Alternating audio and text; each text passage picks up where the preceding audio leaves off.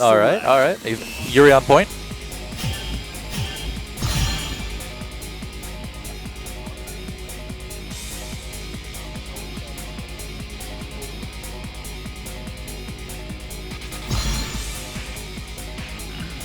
No, Athena up front. Okay, okay. Well, yeah, Athena. Right. Well, I mean, Athena she does have the reflector shield. She is a counter zoner, so yeah, this makes sense. All right. Athena versus King. Top 8 King of Fighters 14 OUG tournament. Let's go.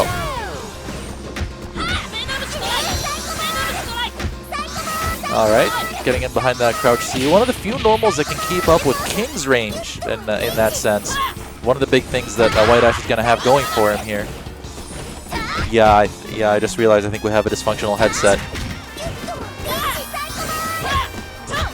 All right, so Zantetsu's going to get on trying to resolve this. Oh, Arslanec with an awful whiff on that, trying to punish that DP. Great whiff punish here by White Ash.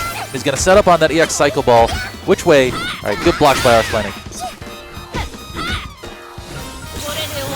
Oh. He doesn't get the timing right on that one. White Ash gets over. Doesn't get the best punish, but still. Cycle Ball and the conversion with a crouch C. White Ash takes the first round here pretty convincingly. And he's going to pretty much get all that health back. We had like 42 seconds on the clock. Really good start here by White Ash. Not something he usually does, throwing Athena up front. She's usually his anchor and typically one of his best performers. But he is trusting this choice of messing with Arslanec's neutral here by throwing Athena in there.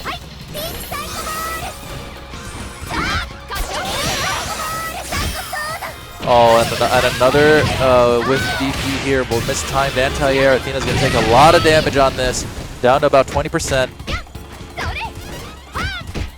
Good blocks. Oh, the guard cancel roll gets caught meatied on the other side. The guard cancel rolls are never actually punishable. You can always block, but he tried to jump away afterwards or something. Standing D, and Athena is out of there. Player 2 wins. Yup.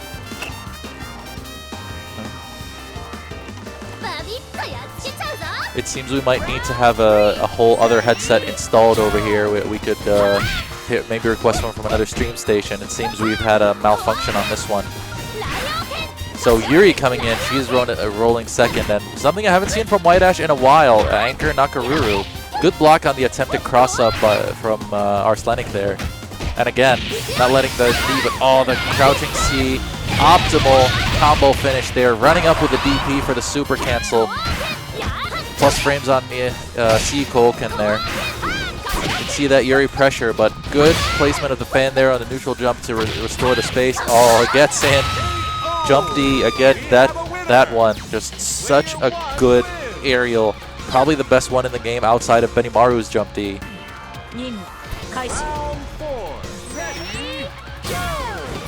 And Arslanec already down to just Leona. No confirm. All right, goes for the overhead. Hard knockdown. Gets caught by the crouch C, trying to come in.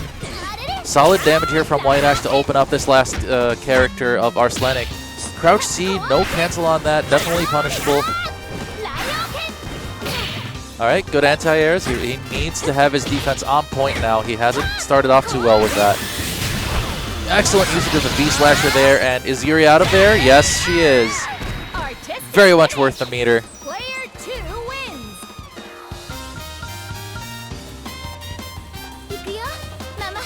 Nakaruru now, Anchor versus Anchor. Good start we're having to this top 8.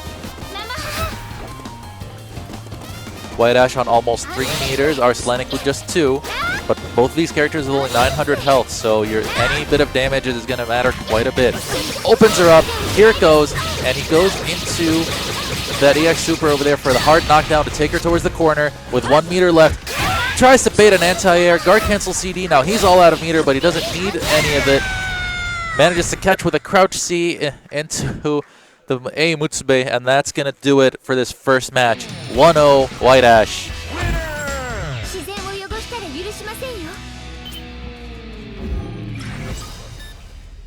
So are we going to think of an order select here? Yes, as Zantetsu was mentioning earlier, their intimate knowledge of each other's gameplay definitely going to try to show here and how they change their orders around.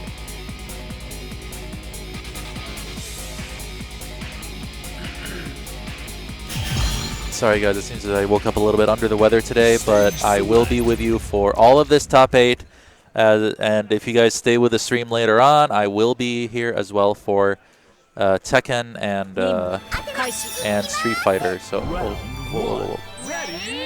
Alright, well, our TO Muhammad is trying to figure out the issue with the volume, so if I blow out anybody's eardrums right now, I'm so sorry. Alright, so Athena versus Leona now. Interesting order switch here. Nice crouch B, anti-air, and getting underneath there. Leona has a bit of a high jump, so that might factor into how he wants to deal with Athena's fireball game. Walks backwards, gets moon slashed anyway.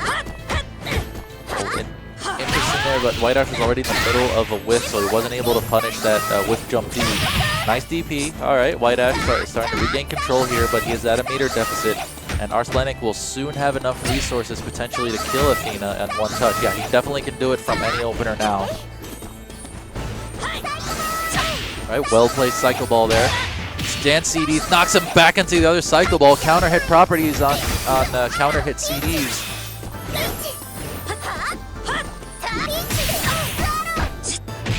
Alright, well-placed Phoenix Arrow there. Good jump CD. Again, jumps with it high to snipe Leona out of the air. But there's the combo. That's going to do it. Nobody can stop you. Player 2 wins. Arslenik taking the lead this time around. But let's see if he manages to keep up this momentum. Yuri with 2 meters. 1 max mode opener will take it. Anti-airs with the overhead. Arslenik maybe not trusting his confirms too much or not checking his meter there. Leona could definitely have gotten more out of that situation. Hard knockdown. Oh, complete whiff coming in with that jump D. Rare mistake from White Ash on the offensive setup. Alright, jump D. Tries to frame trap into the crouch C. Arslenik keeping it clean. Crouch C, anti-air. And White Ash is going to get most of that lost health back.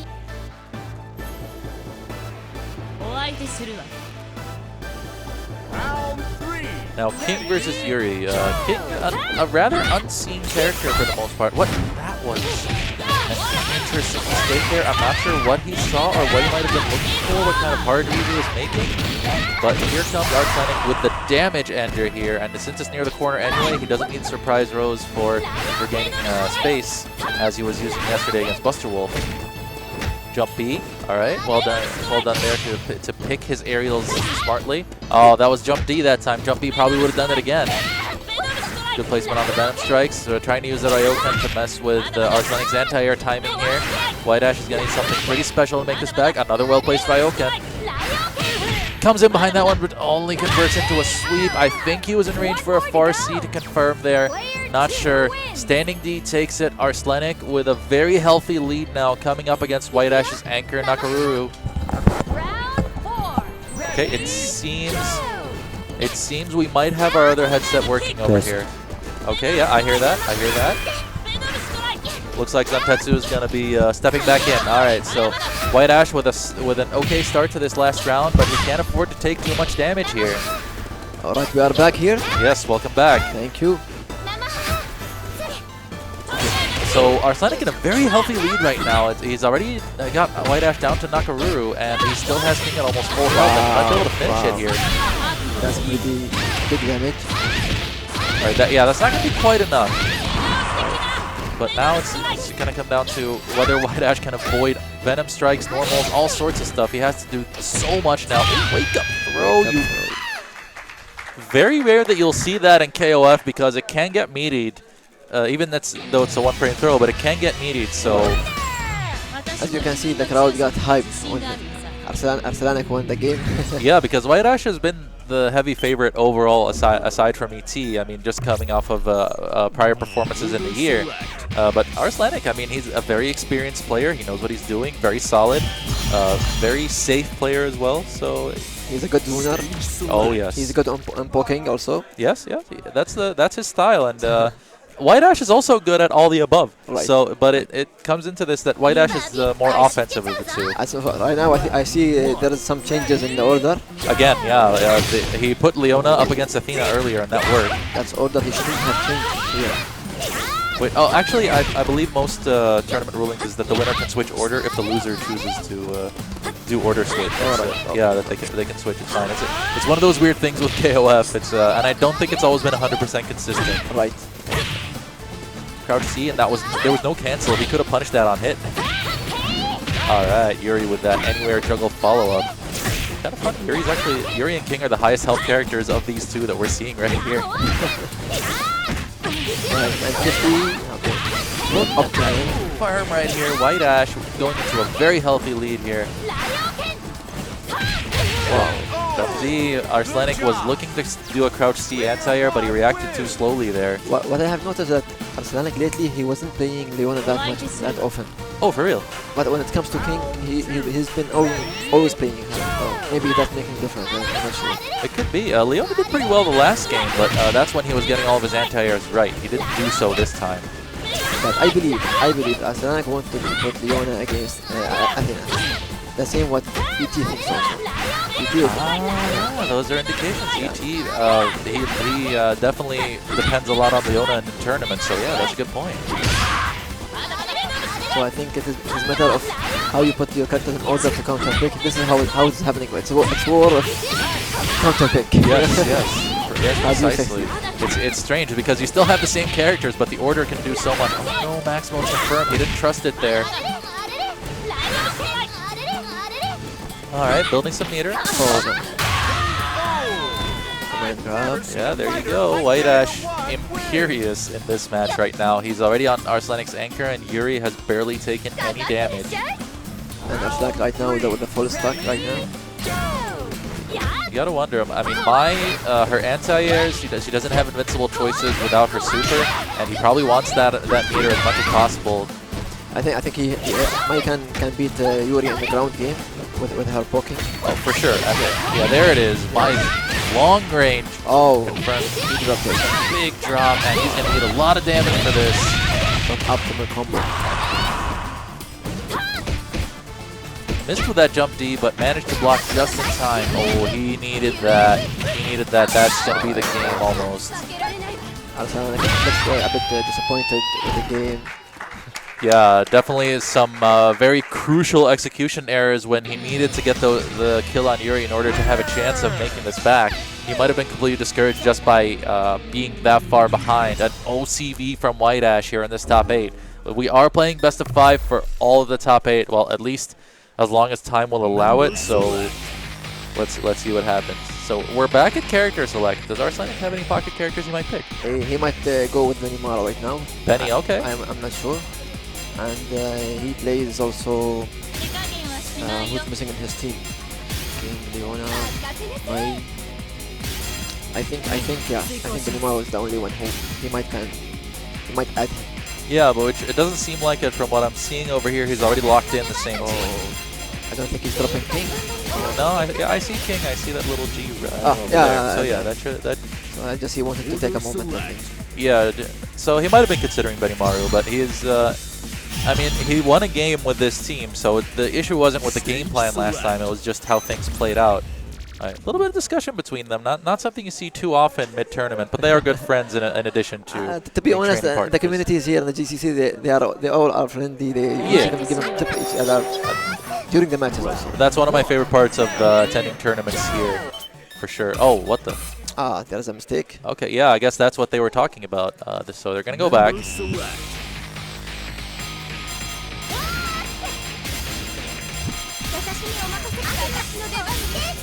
My voice is still not very well. They cannot hear it. Ali صوتي? Alright, so yeah, it seems I'm not sure what changed from last time. So Arslenik might have picked the wrong order, but they could have gone order select instead of what just happened. But either way, here we go. So game 4, White Ash up 2-1 on Arslenik.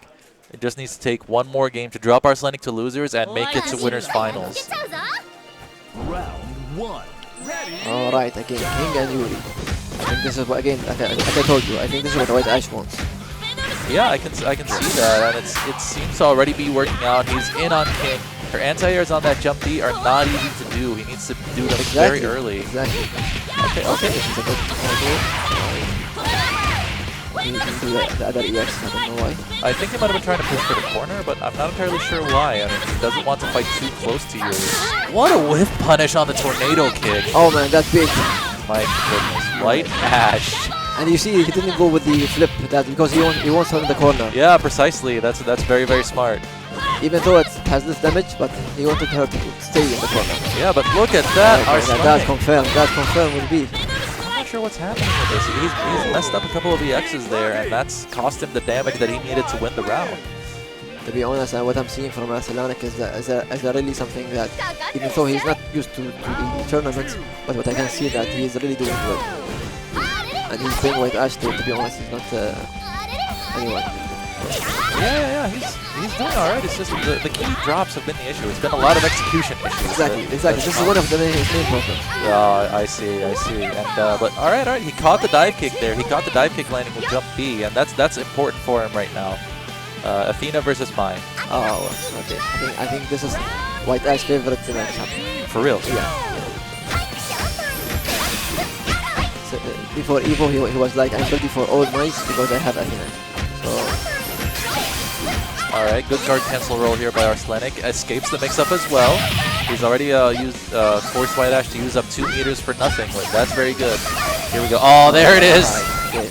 That is set here. Okay, the pressure for the guard crash. Okay, he's out of super.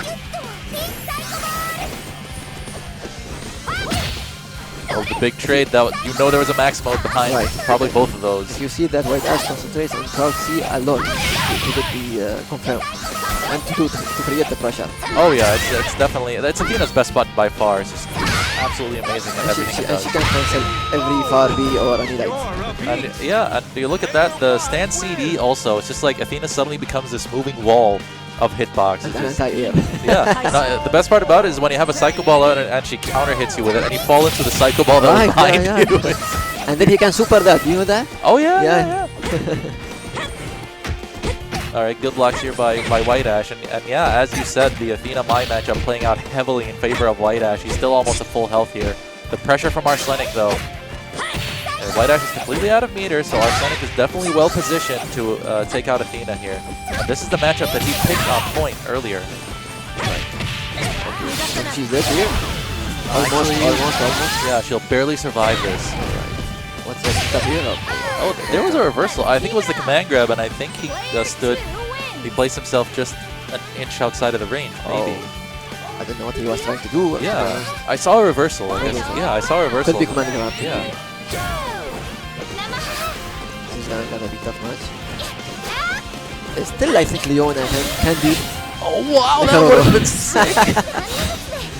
That would have been so good. That wasn't EX, right? I think if it was EX, it would have caught. Perhaps, yeah. It might have been just too slow. Alright, so White Ash maintaining this full screen distance, trying to frustrate Arcelanic into a wrong approach. Wow. Nice catch there. Great reaction. Oh! That earring right at close distance. Brave decision there. Might have been a mistake, but it was still brave. Alright, knocks her he down. tried to challenge every time he goes up to the bear, he tried to challenge. Right. Oh, okay. Wow! Is that gonna catch? No, that's meaty. Oh, never mind. But still, White Ash doesn't quite manage to finish it. Excellent reaction with the DP there, and White Ash. Good game to White Ash and Arcelanic. White Ash has taken the step towards his destiny. Now we'll see whether you're going to throw a wrench into that plan, Mr. Zantetsu. Good luck against TT. All right, yeah. So as Zantetsu just said, if he didn't hear it, White Ash is going to come up and sit next to me up on the commentary desk.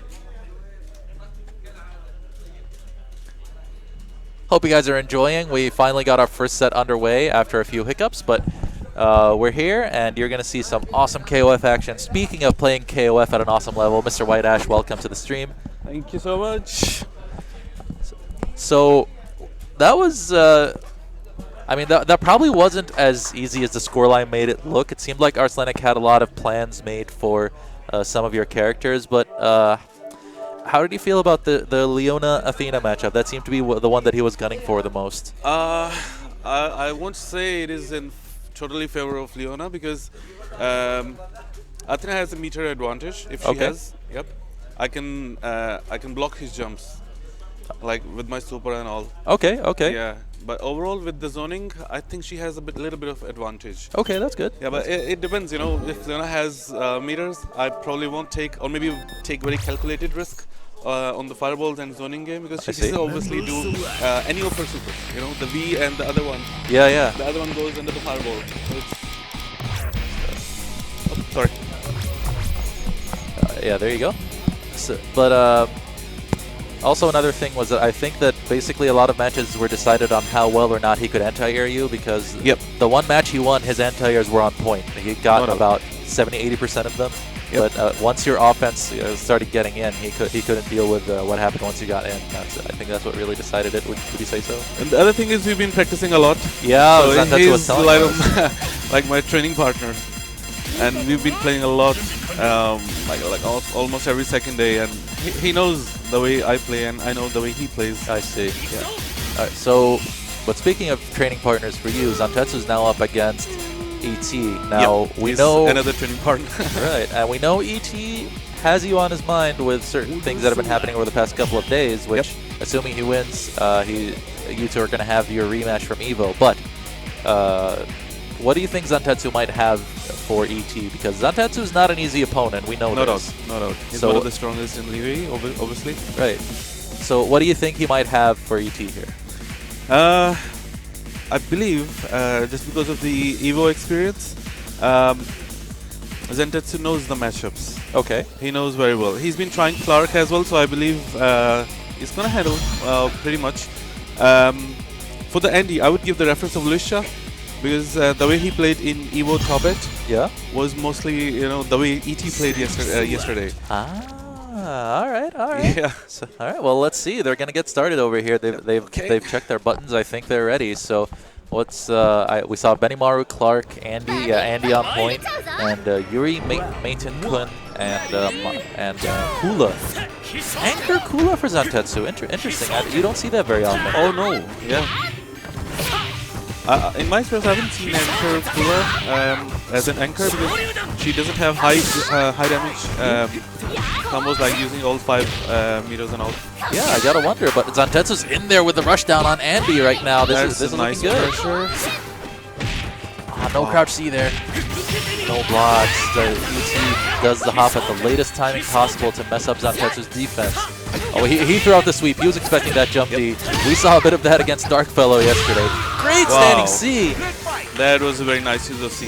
That was a very, very good start by Zantetsu here. He's very the stand C of Yuri is very good against the hopes. Yeah, I can see that. So I believe he observed that he was hoping so much because of you know, a bit of rushdown. That's why he used. So it was a very smart move. That is true. Oh, what a reset here! Excellent start here by Zantetsu on Clark. With all the meters. Oh, that was a very nice shot.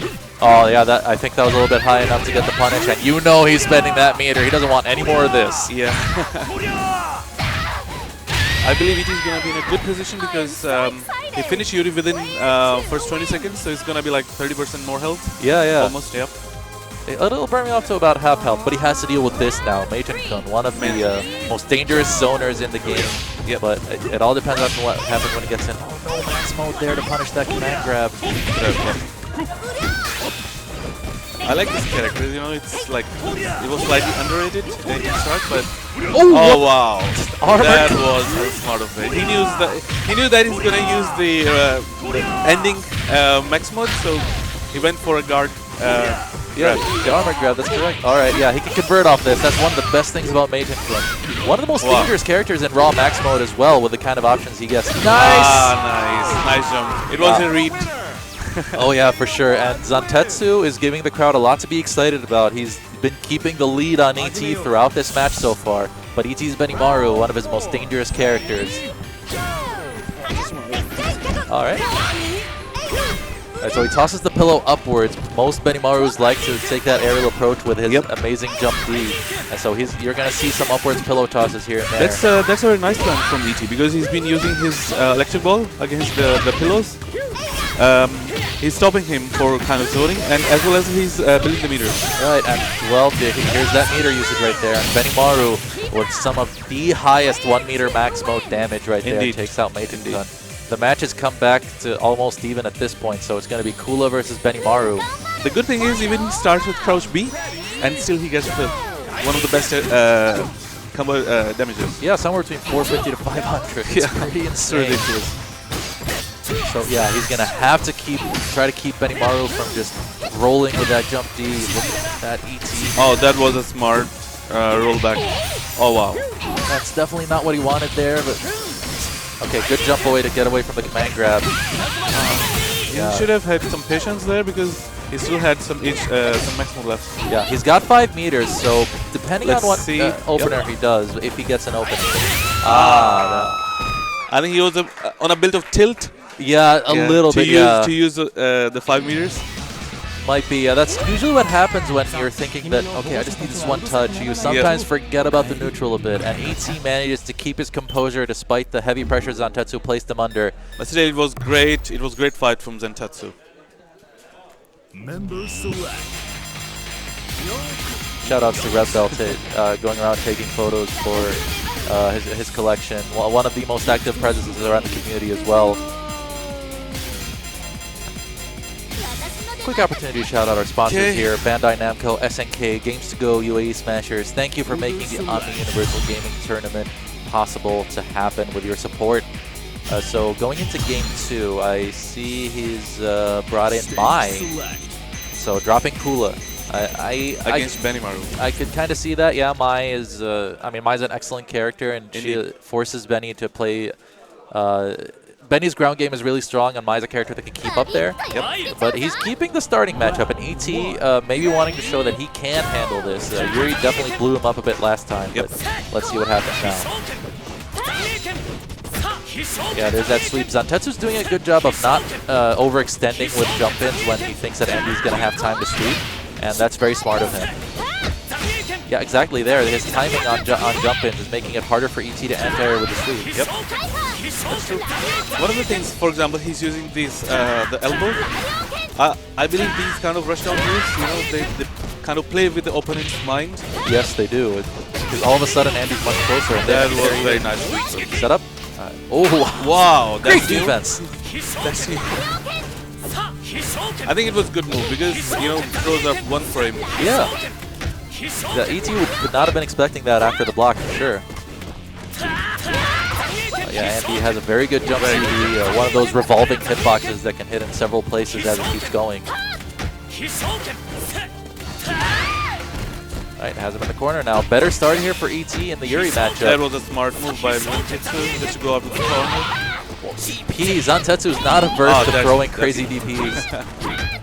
I think it was one DP in the whole round. Yeah, but he does that every once in a while. Just landing into a DP, he'll do that. Oh, no max mode! That could have been. that would have been it. That definitely would have killed Andy, but still a good start. Still a solid start. Andy won't get any health back, basically. Round 2.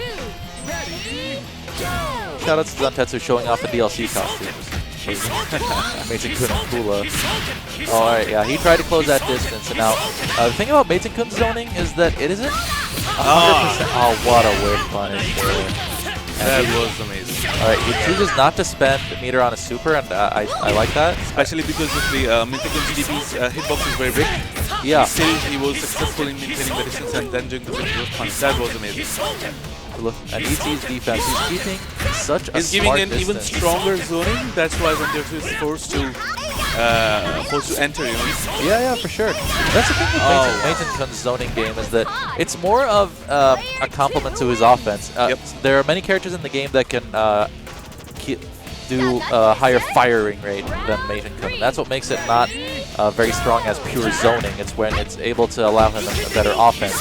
That was an opportunity wasted for Zantetsu's Mai there. He got the cross up B, but nothing afterwards. Alright, good close C.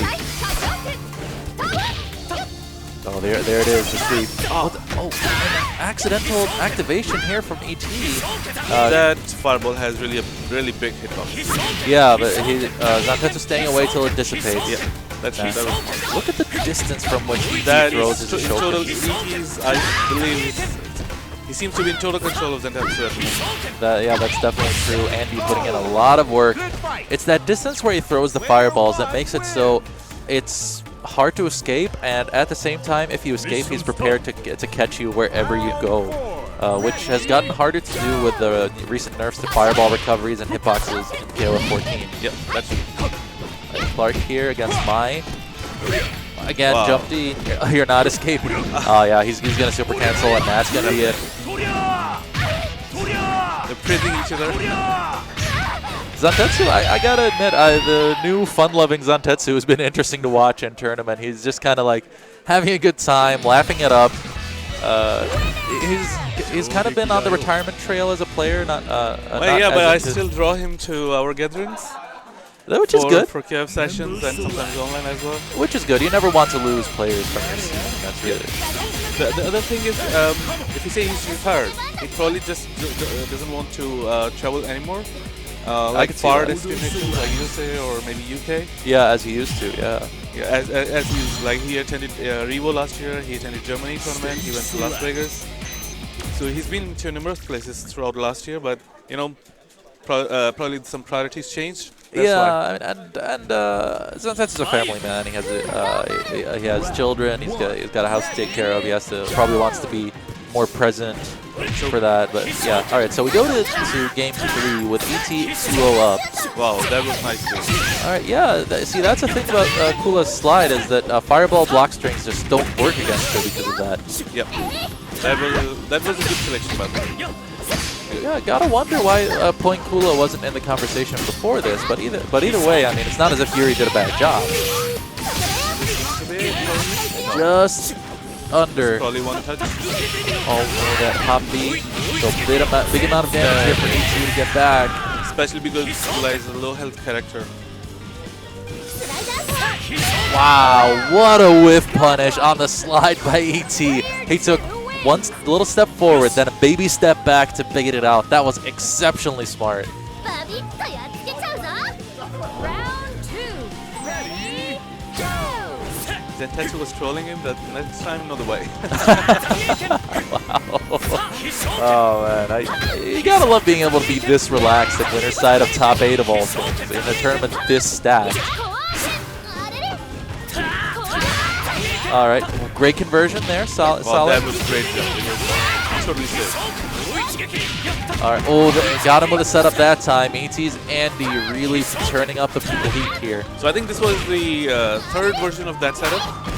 Because I noticed that in the first one, he did the EX fireball, then he ran, and then he did the roll. In the second one, he just ran straight away, just to be on the same side. But this one, he just did the elbow, and then he did the roll, and it hit. That's pretty awesome. Oh, combos into running 3. All right. But yeah, that's some pretty good stuff he got with Andy over here. All right, Zantetsu potentially with a chance to make it up. That's one of the best damage from the Fury. Yeah, might not seem so against Clark's beefy life bar here. But oh my. Oh, that's. All right, here we go. Zantetsu, and he doesn't use an extra meter. Very, very clutch play by Zantetsu. You see the smile on ET's face. He's like, man, I thought I had a good lead here. He almost looks like he doesn't know where he is. But it's amazing just how focused he actually is underneath that facade. Oh, that was a good one. That was really smart by Zantetsu. Because he knows that. What a catch! Wow. That was really smart by Zantetsu. All right, Zantetsu, and you know, ET's not sandbagging here. He's playing one of his main teams. This is looking pretty good right now. But there's the max mode combo. As I say that, Benimaru on almost 4 meters. Usually the Benny players, they go for like run and hit from the behind, you know, the crouch B. Start the combos. But Zantetsu knew that, and that's why, you know, he kind of did a smaller jump. All right, there's his opportunity. Opens him up. That's not going to kill, but it's going to put him at about the throw's reach. And Benny has 5 meters. Let's see how he. Great response, and is he going to go climax? No. Oh, stays in the front. That was kind of an illegal jump. And he's going to climax. Is that going to be it? Oh. Just enough.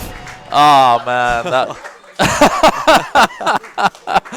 Zantetsu, you know, despite how much he says that he's just keeping it easy and not caring as much. That was great. You know he wanted that. He played really hard that last match. But that's true. But still, I mean, ET, that's a champion for you. That's an Evo champion. And that means that you two are now on course. Oh, yes. I'm really excited for that. The destiny has been fulfilled for you two to play your winners finals match, and we will be looking forward to that later on. Great. But in the meantime, I guess we're going to set out to the loser's side of the bracket where we have... do you see Raju yet? Okay, there he is. So we have Buster Wolf versus Raju and Darkfellow versus T. Howard. Yeah. Those are going to be some pretty tough matches. I see Darkfellow is off his chair, so it looks like that's the match we're going to have first. They might be discussing it, just who gets to go first, but... Okay. Oh, never mind. Here comes my favorite most Terry. Everybody's. It has Everybody's. to be. Shout out to Zero Black. Ugo, I still love you, but it's all about Buster Wolf.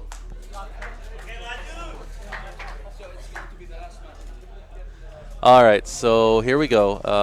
Setting up. So now I need your intel. I need your intel on Raju actually, because Buster Wolf we know, Terry, Gangil, Iori, yep. we know what he's gonna do. We know the order he's gonna play it in. But I did not get to see Raju play a single match yesterday. I need some intel on this from you. I need some info. Okay, but. Oh, are we switching in? Miracle. Oh, truly a miracle's here. All right. It's all right. I can sit for another match. That's not an issue. Yeah. I can just let him know. After this match, huh?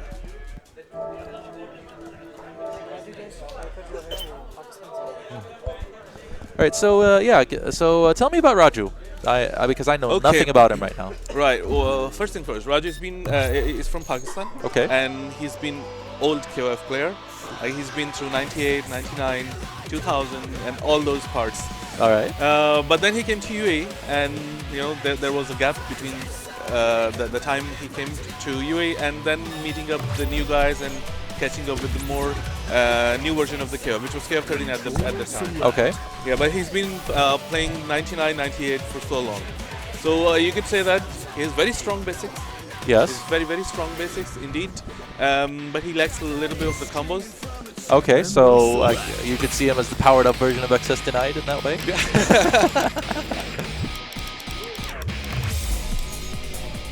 And he plays most of the defensive style. I see. So which characters does he apply this style with?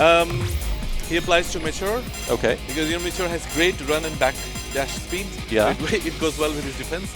He does the same thing with Iori. Iori is very good. You know that. Every old school player has an Iori. This is just KOF. This is how it works. And probably he's gonna say Mai or Max. All right, and I see he's gone with Mai. I think he paid attention to Buster Wolf's matches, and that Buster Wolf doesn't like the Mai matchup very much. The same with King, but I guess he doesn't play King in 14. Oh yeah. And the Mature is also a character that now Buster Wolf has practice against Mature because he has Alucard. But I don't know how much the difference between these players' styles is going to be. All right, yeah, I guess we're about to go into it. Right. It's going to be... I didn't catch the order, but very likely we'll see Terry up front. Never mind, Buster Wolf has brought out Kyo? Wow. All right, so... All right, yeah, I guess in a best of 3... Oh, what the... That's... Interesting start here by Buster Wolf, but... Oh dear.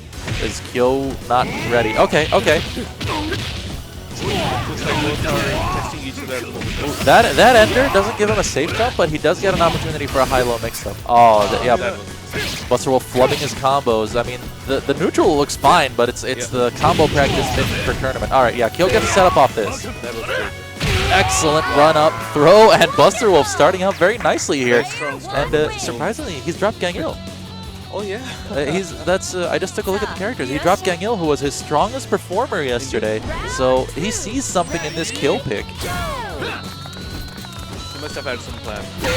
Yeah, and it seems to be working so far. He's going for a heavy rush down. All right, he's gonna push her towards the corner. All right, wake up throw. RED kick, what? All right, wow, Buster Wolf. Okay, here's the opportunity. I don't think I'm going to use this one. All right, yeah, and... Oh, yeah, that's not the ender he should be doing in 14. That doesn't give Kyo that much advantage here. He should just go for the regular forward ender. Yeah, that one. That one gives him the best advantage. Gives him a safe jump. Gives him an ambiguous roll mid-screen. Wow, it is... All the talk was about Raju before this match, but Buster Wolf's Kyo is running a train here. You would probably agree with me on this. Buster Wolf is a very heavy rushdown player. He loves his offense. And he's in there already, tracking that backdash. Yeah, what the? That was probably, or maybe. Okay, that is an input error right there. Yeah, there.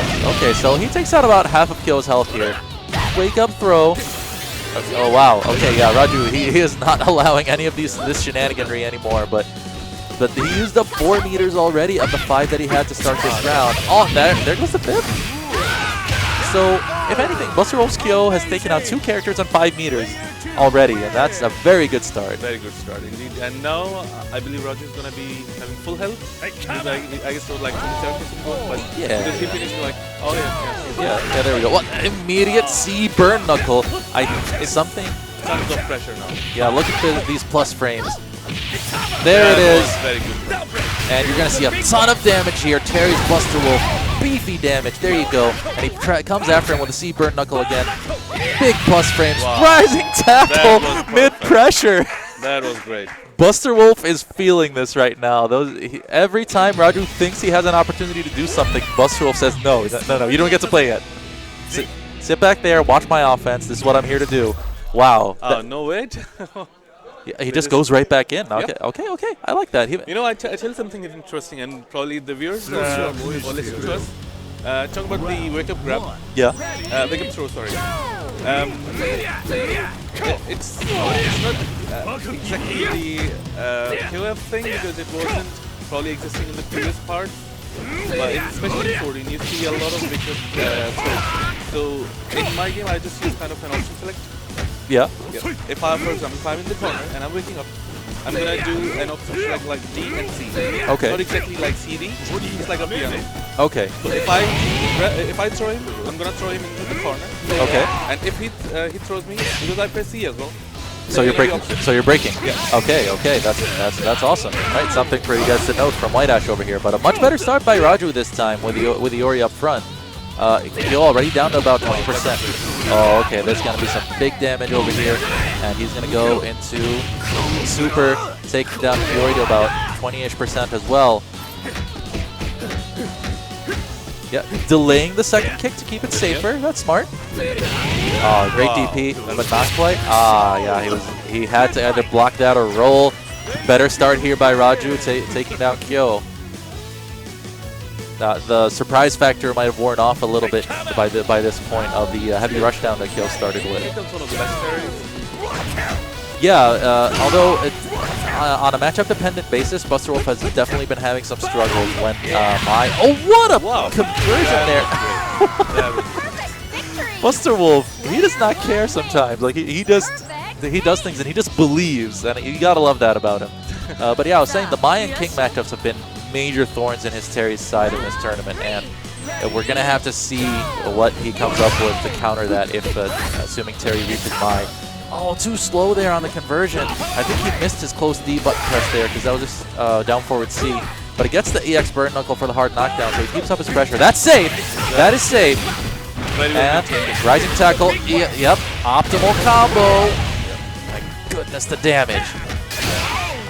Terry, one of the most damaging 2-meter characters in the game, definitely. And then that's safe. Yeah. Very well controlled distance. I think he was looking for his own throw there, but Raju beating him to the punch. But Raju, he's not throwing any projectiles from mature, and that's definitely very odd. He hasn't been trying. That's his defensive style. So it's part of it that he that effective, but he doesn't like to take the initiative. You mean in that sense? Okay.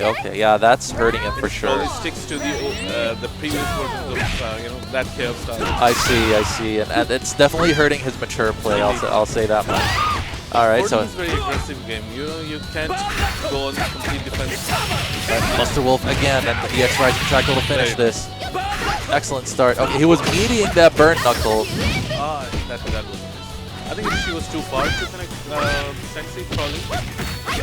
Right. Oh yeah, he went for the max mode confirm even when he had max mode already active, and that's more damage left on the table by Raju. Buster Wolf Terry definitely putting in a powerful match right now. No meters, but that's fine. He'll block a few. Love some of the fans that keep giving one feature. Yeah, now Terry's on the ropes here. Just one throw away. Yeah, Wow, yeah. That was just as I said that. Oh, he went for a burn knuckle, anticipating a hop, but he did it a little bit too late.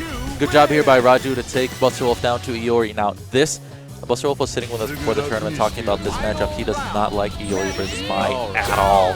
But it depends on how Raju plays it. Is he going to go throw more fans here and try to sort of force Buster Wolf to get impatient? Yeah, there he goes, the double mix-up. And he's going to go for the climax to end it in style. Buster Wolf 2-0 up on Raju the Striker. All right, so Raju definitely maybe showing a little bit of lack of familiarity with 14 itself, and definitely was not expecting, top 8s usually everybody's a little bit more reserved and not as willing to commit to crazy options. Not Buster Wolf. Not Buster Wolf. Never been his style, never will be his style. Sometimes to his detriment, but... Oh, Benimaru? Yep. Okay.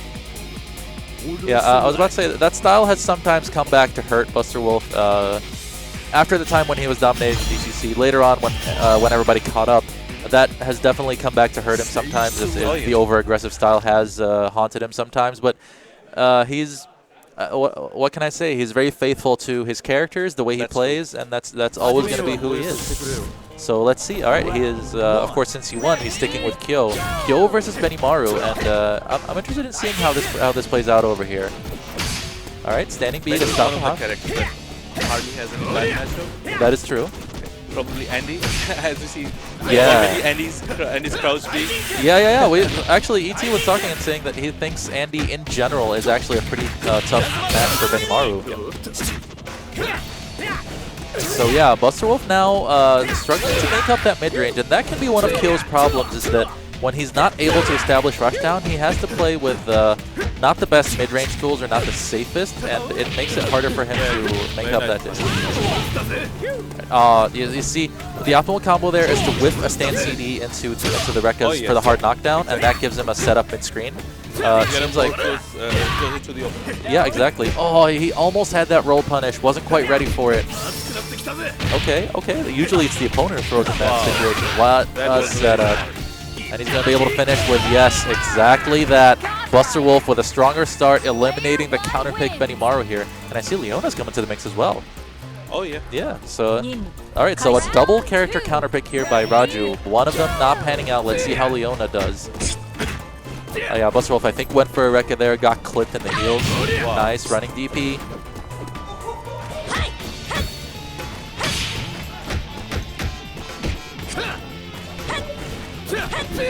Nice, jump CD again over the sweep. One of the harder sweeps to get over, actually. Oh, great B-slasher. That was great presence of mind. Exactly, yeah. You always want to remember that when you're playing Leona, you always want to keep that option on deck to keep people honest when it comes to jumping. But now, Terry, who did a lot of work so far in this set, let's see if he can manage to keep that up. Will Buster Wolf actually play safer, knowing that the B-slasher is an option? Yeah, okay, good step back there by Raju. He's keeping the C burn knuckle distance in mind now. Plus range. Great pressure.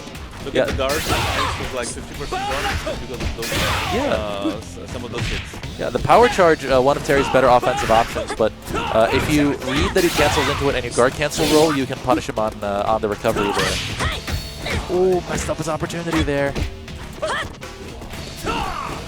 I think for Leona's combo, it's good to go with crouch B and crouch C. Yeah, the crouch B, crouch C link. Very, very excellent link. Very reliable at a lot of distances. Buster Wolf gets clipped trying to run in.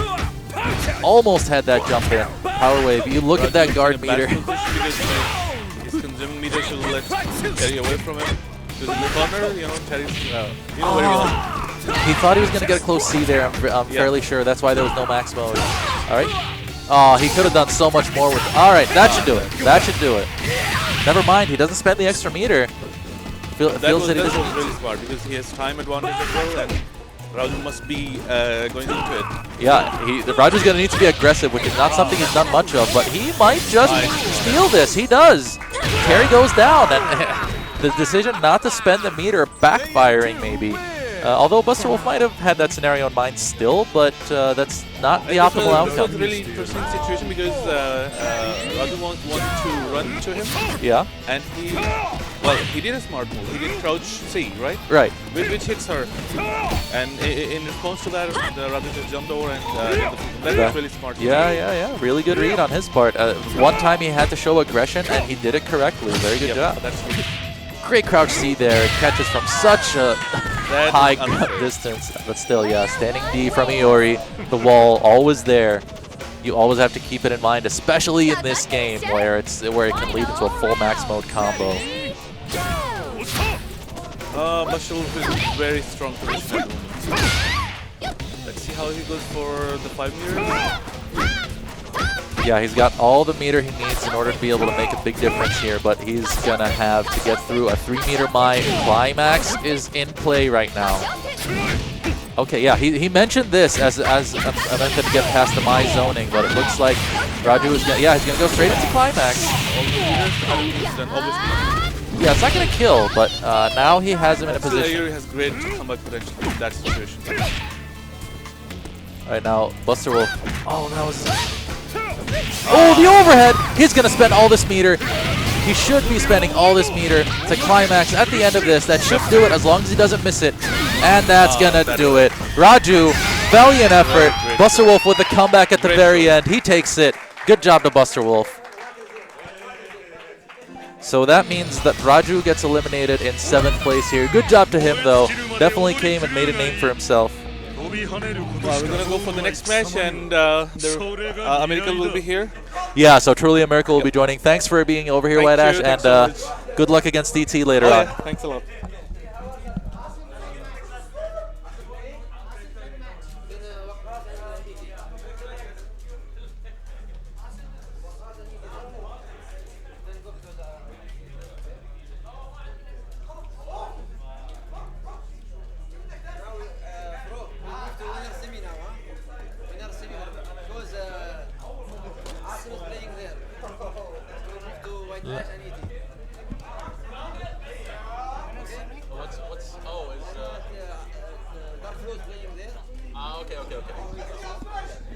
Okay, guys, so it actually looks like our winners finals is gonna go ahead and proceed. We'll get into that, but first let us welcome Truly a Miracle back to the stream. Hello. Welcome back, sir. It's been a pretty hectic morning already, but it's looking to get as crazy as it could possibly get. White Ash versus ET, the Evo rematch. Best 3 out of 5 this time. They played best 2 out of 3 there, with ET barely winning 2-1. Yeah. And it's fair to say that a lot of people have been waiting for this rematch to happen. It's just... yeah, this should be a very good set. Oh, beyond that, I mean, you're talking about 2 of the very best players in the world going up against each other right now. I can't hear you.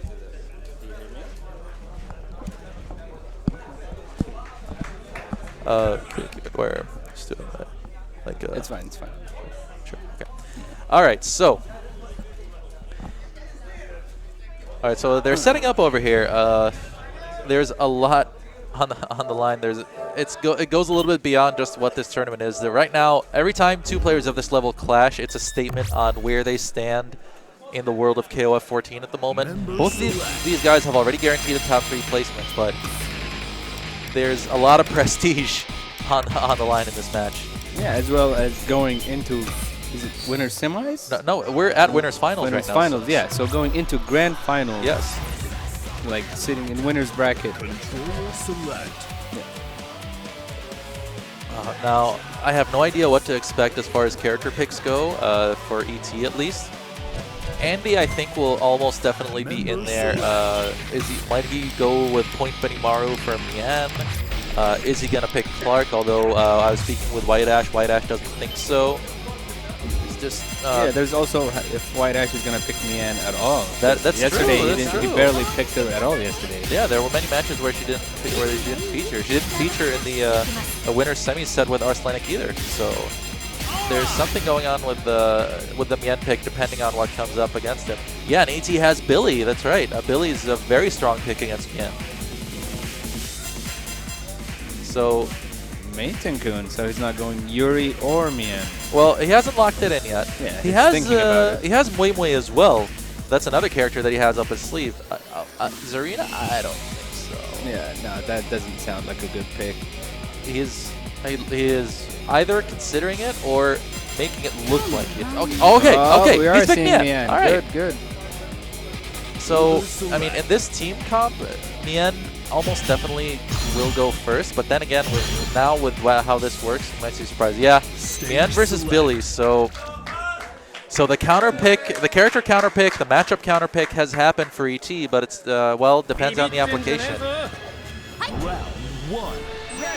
it depends on if can White Ash move around enough to bait Billy, but it's not looking like that so far. Yeah, see that right there, because Billy can cover that angle, an angle that pretty much no one else can cover at that amount of speed. And crouch C as well, stopping a lot of the more direct dive kick angles.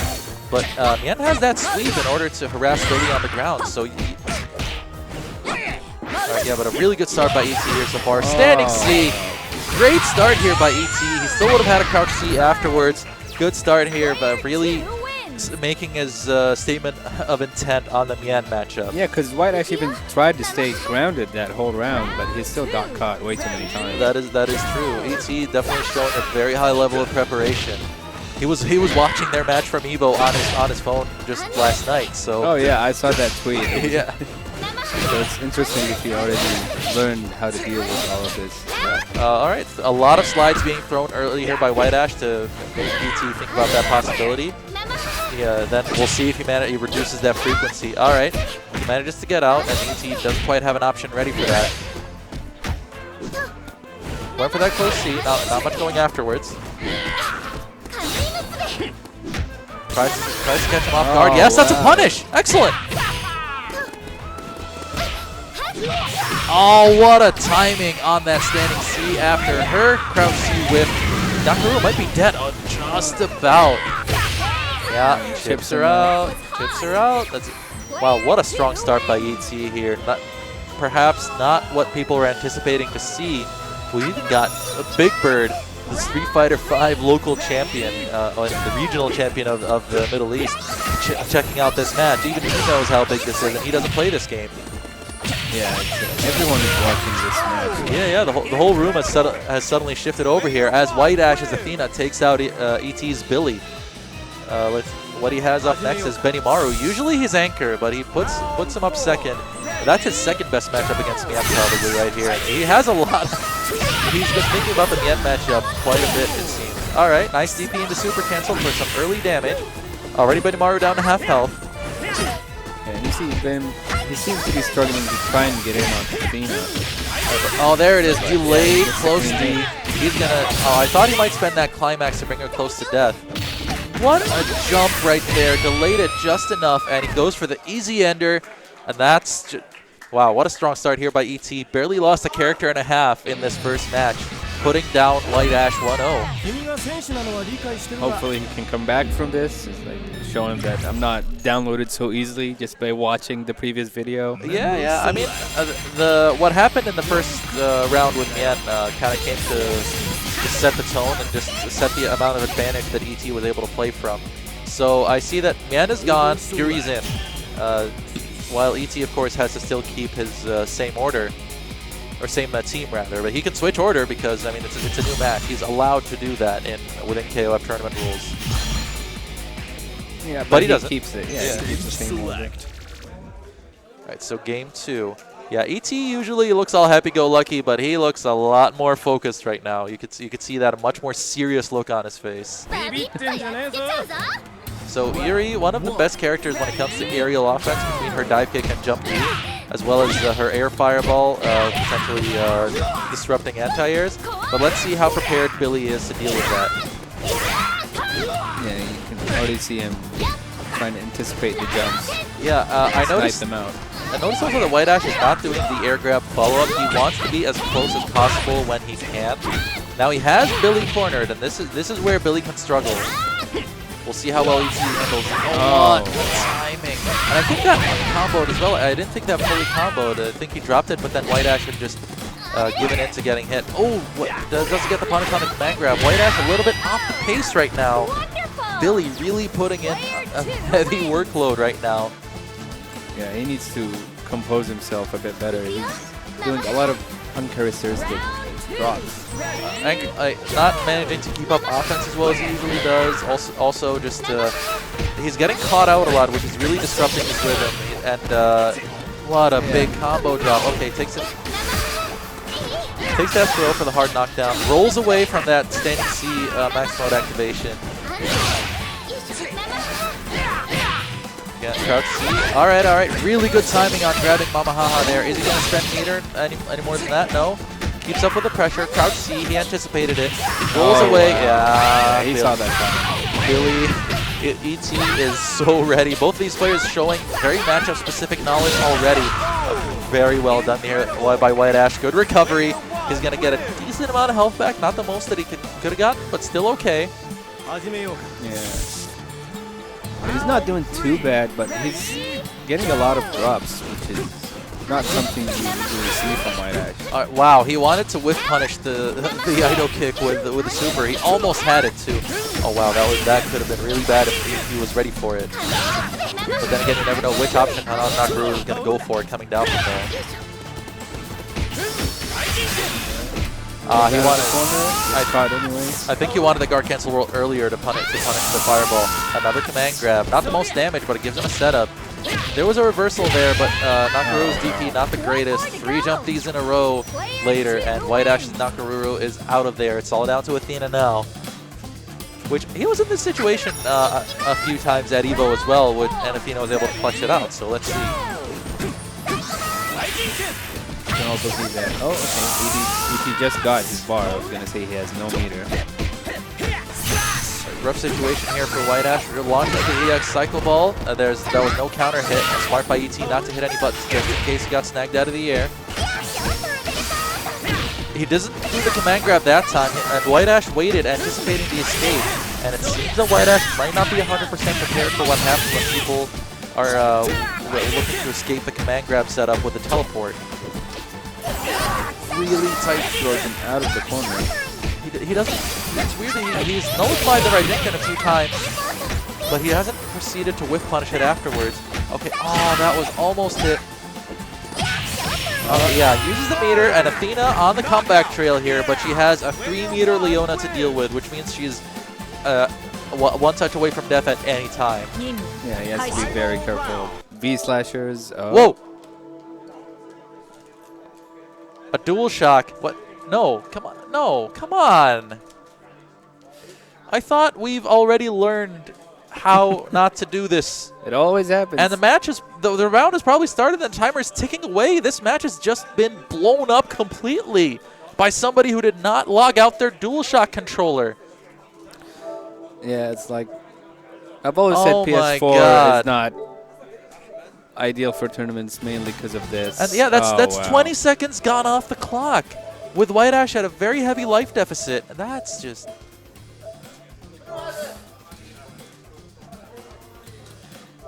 Oh.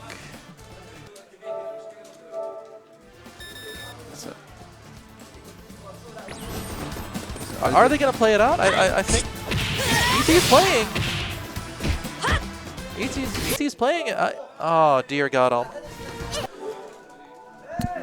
Yeah.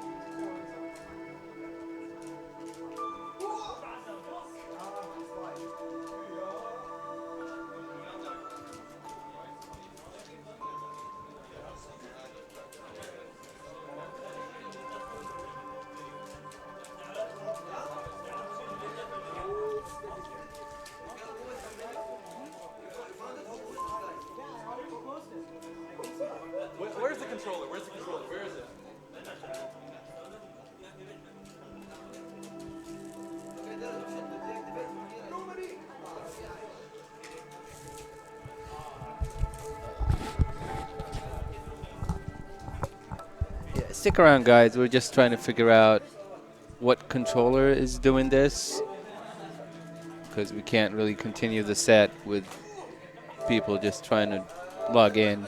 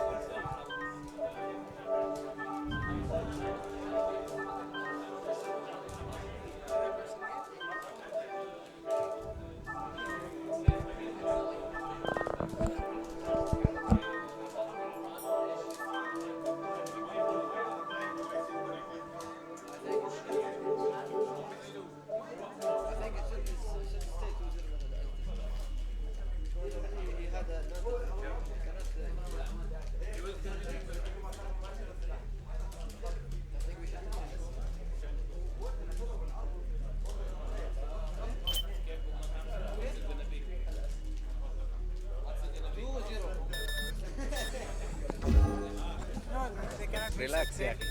We had an advantage, so it happens every tournament. Member select.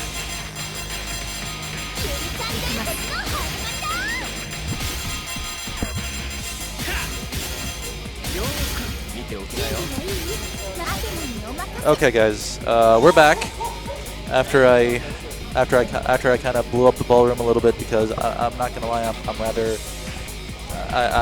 not very happy right now. But basically, the stream console had not had its Bluetooth devices.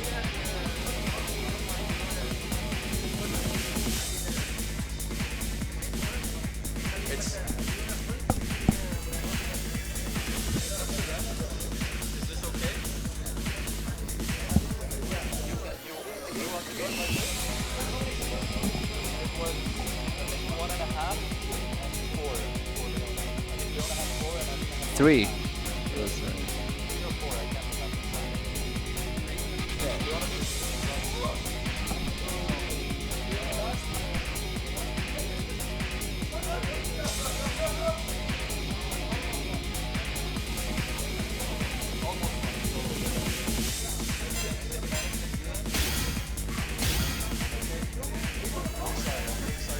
Order select. Okay, so the stream console had not had its Bluetooth devices properly disconnected, so we did that. We ran them all down.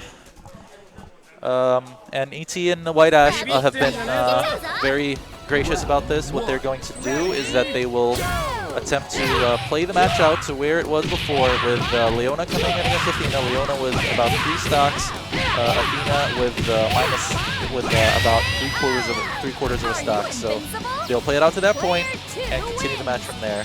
Yeah, they'll try to replicate the exact thing. Yeah, so the best way to do that will probably be when Athena comes in. She gets knocked down to about a sliver, and then she wins to get that health back. That's going to be the easiest way to do that. So yeah, after Necro gets knocked out here, is when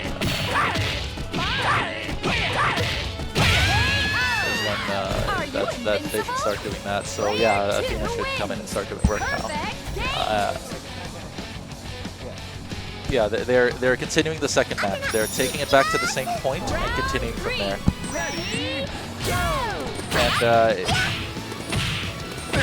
you know, it's not as if it's anybody's fault in the room other than whoever it was that wasn't disconnecting the devices. And I'm gonna go ahead and just apologize to anybody I kind of scared back there. But tournaments, we've gone so far in how we organize things that a winners finals match and the set that was defining this tournament overall and how it happens. Okay.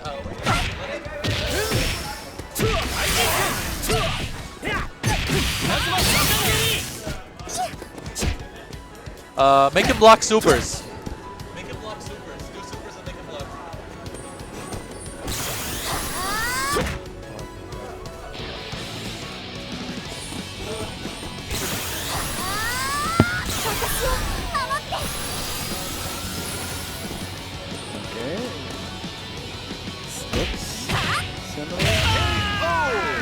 Okay, so it's a little bit beyond what it was in the previous match.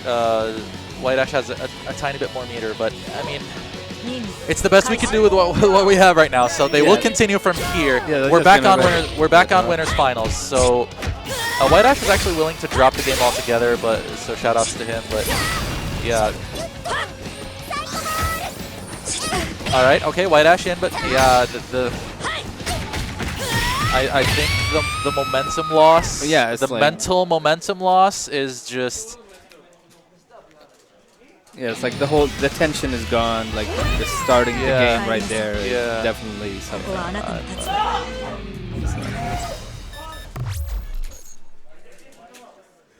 Like it always happens. Like even in Evo, you see it in top 8s where it's very rarely though. At Evo, things are were set up in advance where that couldn't happen again. I'm just I can't hide my disappointment right now. I'm immensely disappointed that. It's sad for this to happen at all, and for it to happen now here, and it was a point where White Ash was potentially swinging the match around. He was fully in groove, like it was just he was playing out of his mind with Athena, and ET might have ended up winning it anyway. Who knows? But it just would have been against with both of them being fully focused and prepared in the match. It's just, yeah, well, hopefully we can get back into that groove. Yeah, let's hope that didn't shake him up too much. We still have a potentially awesome set coming in here. So game 3 it is. White Ash starting out by knocking Billy down.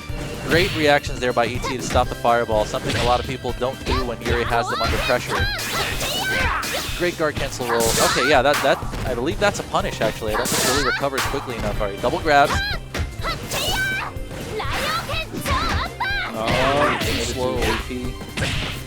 All right, wakes up with a crouch C into command grab.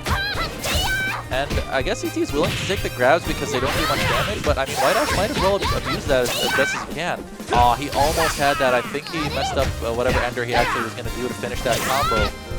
He's going to want to finish Billy here. He definitely wants this life advantage. There it goes, the air fireball, messing up Billy's jump C. And White Ash with a solid advantage going into round 2 here. Yeah, because like despite it being a weapon, it's still part of Billy's hurt box, which is something not a lot of people know. Oh, he went for a crazy reset opportunity there, but didn't quite manage to get it. Benimaru, a very small horizontal frame, sometimes very difficult to cross up. All right, there's his opportunity. He's going to get a ton of damage here. Taken towards the corner. Oh, he went for what was, I assume, was a close C attempt. Wow, gets away from that command grab, but Benimaru's command grab recovers so fast. White Ash putting on the pressure, finally getting a hit. Wow, look at that really late standing CD. Went for what was probably going to be an empty jump command grab, and White Ash on the OCV trail. Yeah, he's showing that he still has all his composure. He's still there even after all what happened. Right. Whoa, White Ash, he is very much prepared. He's back. He's ready. What a catch with the V-Slasher on the dive kick. I thought the dive kick would be quick enough to escape. Yeah.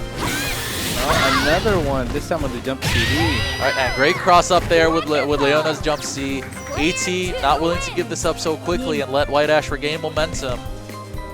So now it's going to be Athena coming in. I guess he's anchoring Nakaruru in this setup. Yeah, he is. VP, all right. Straight zoning here. That's plus. Crouch C again, the wall. Standing C all day.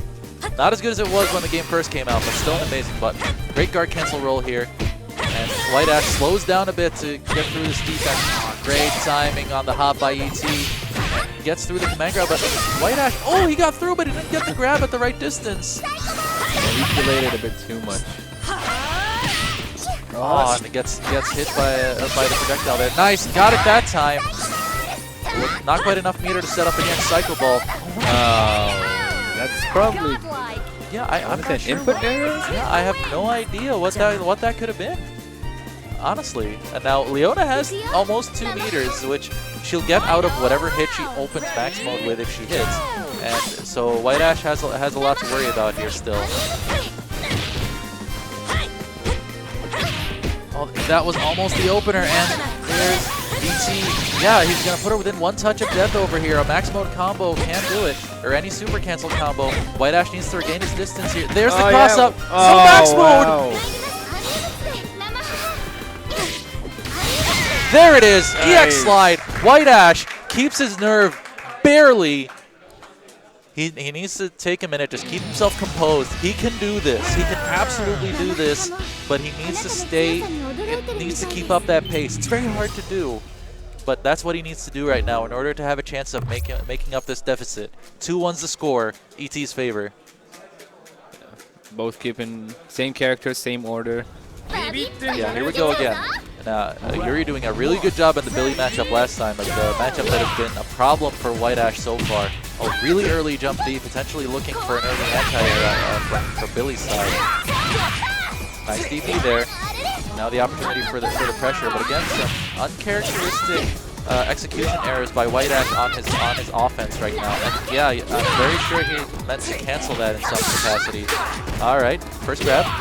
Crouch C. Wow, what a response! And drops. Okay, great recovery there with the EX slabs to put him back in the corner.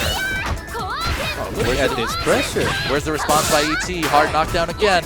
Where's the response? He can't find it. And another command grab. White Ash. Incredible. Player 1 Very wins. clean sequence there in the corner. Absolutely, yes. He needed that. He needed that right now. And now Benimaru coming in. Round 2. Ready. Yuri almost OCDing last time, and again she with a very, very strong start. Too quick with that right there. Okay, he's gonna step back. Try to find the opportunity to advance again. He has to be careful when whipping those command grabs from either. Fantastic anti-air. Right, guard cancel CD to put Benimaru back in the corner. Oh, he almost had it. He wanted that timing, but he didn't max mode it. And catches her with the sweep, trying to move. ET doing a better job of handling the Yuri matchup this time. White Ash acknowledging that. Athena now. Still anchoring Nakaruru. Yeah, no order switch from ET, so White Ash not able to change his order. ET not getting any max mode conversions there, but he manages to at least get a mix-up. He's going to get another one here. That delayed push from ET is always so tricky. Yeah, and it's worked on White Ash both times now. Oh, wake up with the X teleport. It takes it towards the corner. Oh my, which way is he coming from? But White Ash almost mixing himself up there. Wakes up with an EX Psycho Ball, interesting. Potentially anticipating that ET is going to look for both the DP and the command grab there. Yeah, that's advantage Benimaru in here. Sweep. And another sweep. Not allowing White Ash much room to maneuver here. And it's all down to Nakaruru now for White Ash to keep himself in winners finals. Round 4. And coming in with 2 meters so she can put him at death's door with one thing confirm almost. Alright, jump D. Okay. Standing CD confirmed. Nice combo here. Whoa. Alright, the new stuff from White Ash. Excellent recovery with that combo. Yeah, that was a highlight clip right there. Oh yeah. Somebody's got to clip that for sure. Final round. Ready. Max mode 2 CDs.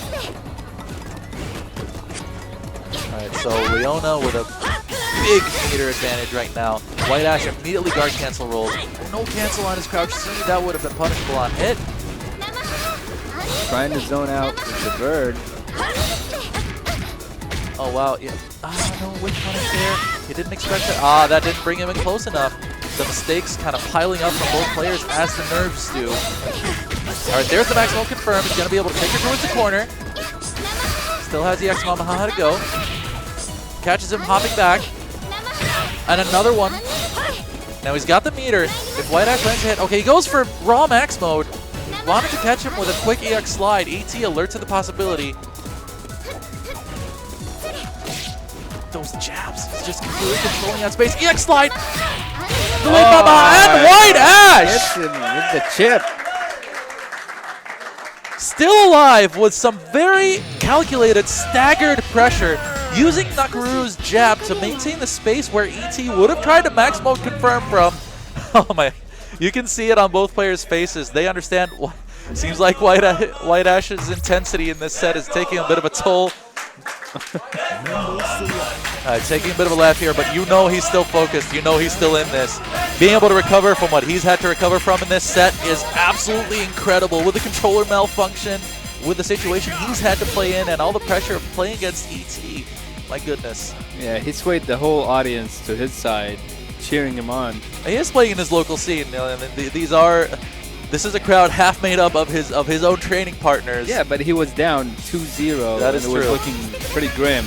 True, the crowd was quiet during that for sure. So, well, let's see. No character switches on either side. Both of them. There are no problems with the game plans or the characters here. It's all coming down to what happens in the moment. Yeah, but is he gonna anchor Nakaru again? Yeah. Whoa. Okay. So, but we have an interesting change from ET's side. Leona has gone to the front. Billy is second now. Benimaru back in anchor, so he's completely switched up the matchup order, and let's see what happens now. Maybe he wants the Moon Slasher to try to stop Yuri's jump B. That could be. Yeah? Exactly. Good call. He's gonna have to play a bit more grounded, but great crouch C. Both of these characters with very high reaching crouch Cs, and now you see White Ash taking all the damage that he can get at any time. Leona's life bar only 900 points. Definitely nice to be able to take any damage you can get as quickly as possible against a character with such powerful neutral. Great crouch C again, no max mode behind it though. Leona jump C, one of the most dangerous jump buttons in the game. Manages to get over Yuri's crouch C for once and confirms into max mode from his opportunity. Great block on the cross up, crouch C, and he's gonna take the super to kill her right out of there. White Ash takes the lead. And you got to highlight that block right there. Really clutch stuff by White Ash. Yeah, no, Leona's jump C is so hard to read, especially in the hands of someone like ET. Alright, so he lost this matchup last time with Billy. Oh, he jumped right before getting caught that time. Oh, yeah, it's invincible when he's got EX. No, nothing that he could have really done for big damage there. Fantastic conversion. He's going to be able to go for the mix-up too quick with that command grab again, though. Having issues landing it. Ah, great wait there. That's how he got caught out last time by that crouch C. He waited this time.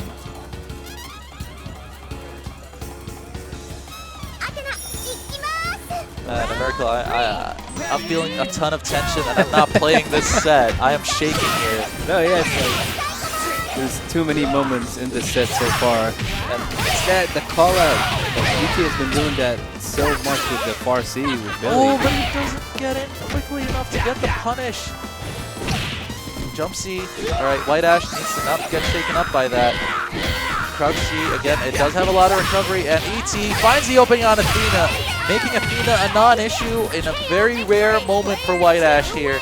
And again, it's all on Nakaru's shoulders to be able to bring this back. She has the meter, but Billy's still healthy, still full health, no meter. Great escapes by ET, not putting himself in the awkward positions from which Nakaru can convert damage. Snipes her off the hands of the Eagle. Really good stuff happening right now. Crouch C with no confirm. Yeah, that's... Oh, never mind. He gets punished for it too. Full conversion here by ET, but he has himself in the corner now. Alright, alright. Decent situation here for White Ash. Does the stand CD again, potentially looking for that highlight reel combo. But it's starting to look a little bit bleeding. Gets it that time. Oh, what the crouch C, but nothing afterwards. White Ash. No punish on that withstanding C. And ET playing very cautious here. He blocks and throws. Really smart stuff by ET. Oh. Chips her out. What an incredible set we've had here. But ET repeats against White Ash to make it to Grand Finals. With some very clutch Billy play. Yeah, it's interesting how it's always very, very close. Oh yeah, that's what makes the sets between such amazing players so good to watch.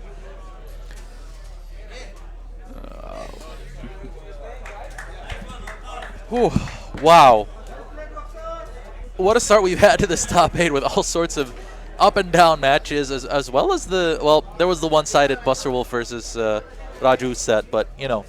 Yeah, it's like Raju was out of his element that whole set. Yeah, the Buster Wolf rushdown really got him, but, man, this set just now, I hope people watch that for not necessarily the most textbook combo conversions and such, although there was a lot of good stuff from that out of there, but just how to pick up yourself from a mistake, because both players made a lot of mistakes, but it's just about how you recover from that, what you do after the mistake. That's what really matters. Yeah, I know, I agree. No, and this coming match, I heard they've been playing the whole morning against each other to prepare for this set. That's one of the most backwards things I have heard about preparing for a tournament set. Usually you don't want to fight the guy you're going to be up against, but they're training partners anyway, yeah, so I guess that's unavoidable. They're like, yeah, we'll just play the whole time. We don't... All right, well, so, I mean, just to put the names to the faces here, you got Tayyip Howard going up against Darkfellow. Darkfellow wearing the style of orange shirt. T. Howard he's been a lot more relaxed about KOF since he wasn't as active, but it seems like he's getting back into it. One of the very few Chin players remaining. Darkfellow plays a much more orthodox set of characters. Mature, Benimaru, and Mai typically his team from what I remember. Yeah, but they both play a couple of different other characters, so... Right. Yeah, I was just going to mention Hein. Yeah, that's right. T. Howard. T. Howard plays Hein. But it's kind of funny how he doesn't play Geese, since he was waiting for Geese to come back for ages, and now Geese is back, and he's still not playing him. But he plays him, but I don't think he plays him when on competitive team. I would have thought that Hein would drop out of the team for Geese, if anything, since Hein's not had a very strong presence in tournaments overall, but I guess Howard has a certain belief in how the character can function. So, all right, we're going to have Leona versus Benimaru to start us off. Howard as Leona and Darkfellow as Benimaru.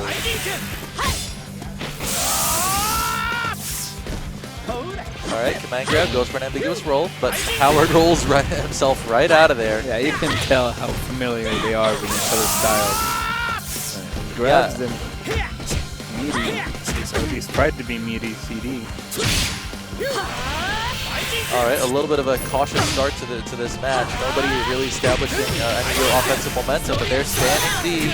Is he gonna get the triple Yaidos? That might have killed if he did, but either way, immediate crouch B afterwards, and Darkfellow already at an advantage. See you next time. Let's see Hein. We'll see how this pick works out. Ready, go! Alright, well, Hein has an excellent air-to-air jump CD. Alright, and when he has meter, he does have some good reversal options to work with, but when he's meterless, his defensive game is definitely very lacking. Not the greatest grounded normals overall, so he has to do a lot of work here. Oh, doesn't convert into a combo. Tried to reset into a jump command grab, nothing going there, and he's about to do a lot of damage for his troubles. Dark takes a little wait. I'm not sure what Hein can do here right now, to be honest. But it's like, if he gets Benny into the corner, then he has a lot of great options. But he's very average mid-screen, especially against someone like Benimaru. Wow, I think he messed up a reversal super there. There was a reversal Q that came up, but I think he messed up there. And definitely not the greatest start for T. Howard right now, but Chin, if you want a strong comeback character, Chin has the damage. So let's see what happens here. Takes the first swing. Jump that C to stop the offensive momentum. All right, he's in there. Oh, messes up his confirm. All right, getting a bit nervy here from T. Howard. Okay, yeah, that messed up and not nearly as safe as it was back in KOF 13. Yeah, it seems that he's just desperate at this point, just trying to get anything going. Yeah, especially with the kind of drops he's had. He's going to go for the shenanigans. There it is. It auto-tracks. Yep, it does that. Yeah, with basically no life left. And he's got a couple meters. I don't know how much that's going to help out right now, but Darkfellow definitely looking very much set to take this first game. especially with how much screen control Mature can exert against Chin's rather slow mobility outside of his specials. And there it is, catches him with a stand CD, converts. Easy get 1-0 for Darkfellow. Yeah, very nice confirm too. It's hard to ignore the fact that it feels like the pressure just kind of resumed normalcy in the room after the White Ash 18 set. It's like that exhausted even the crowd so much that everybody had to go take a breather while these guys are playing this set. A little bit unfair to them, I gotta say, but it's just what happens sometimes. Yeah, well. And then we have the switch from T. Howard putting behind point instead of second. Alright, so I thought he'd take him out of the team completely, considering how he didn't establish anything like that.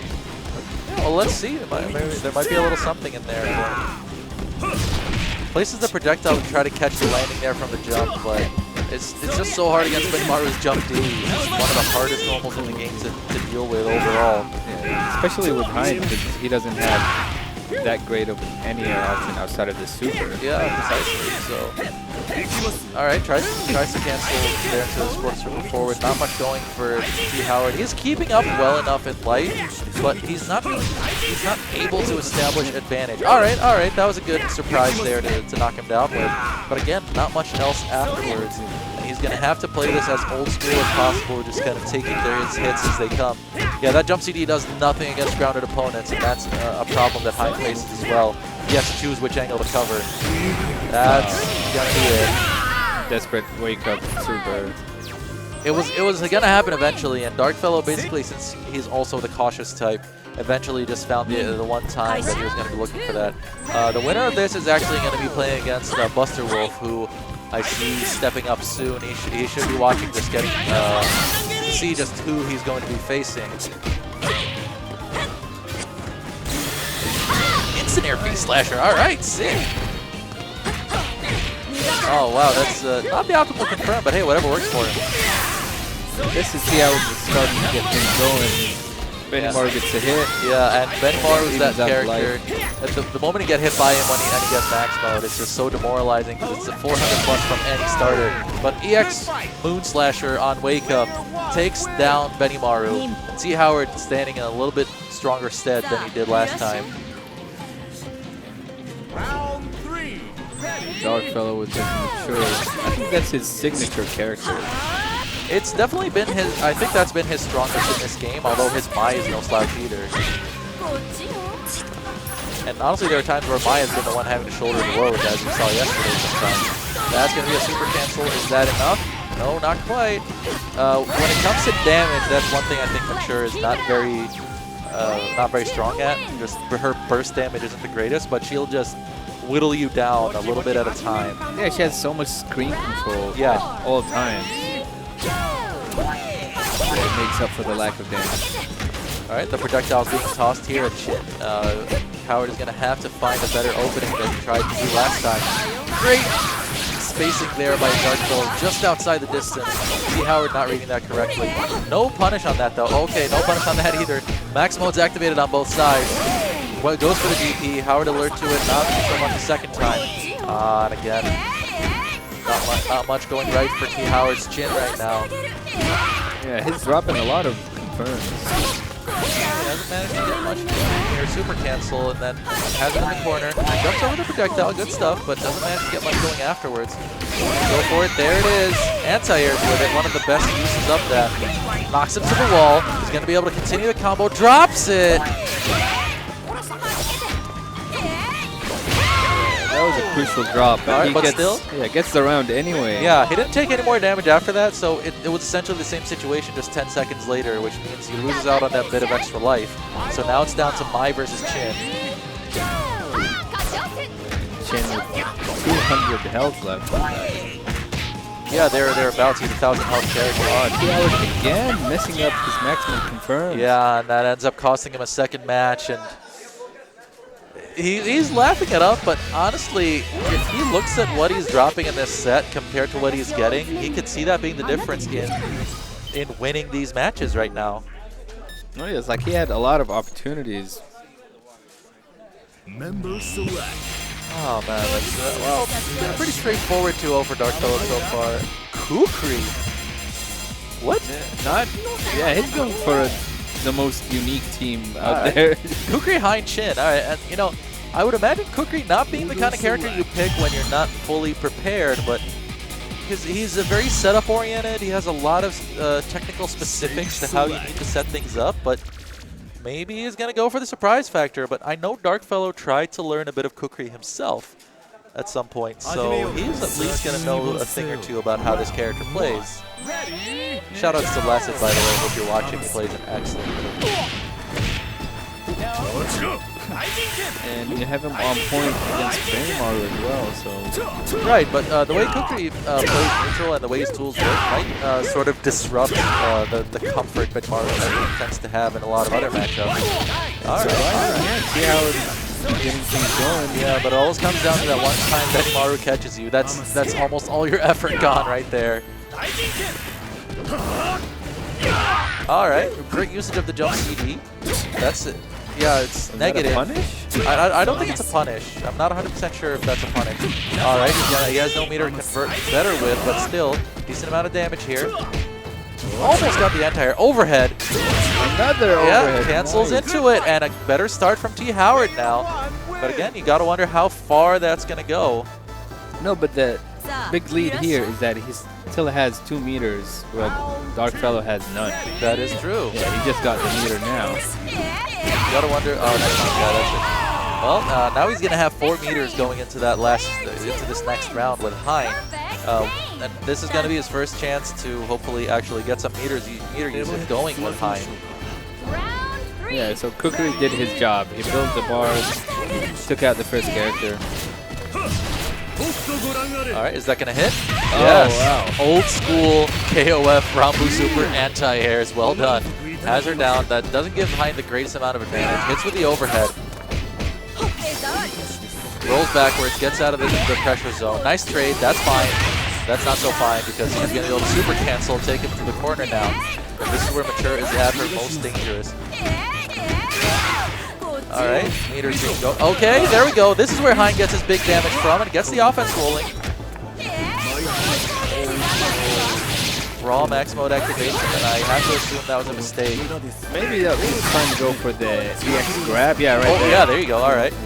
Oh. But seeing as they know each other, it's like he was looking for it already. And Darkfellow tried to move again in a situation where he honestly had no right to, and he got caught by T. Howard's jump CD. T. Howard taking Hein into a winning round for the first time since the set started.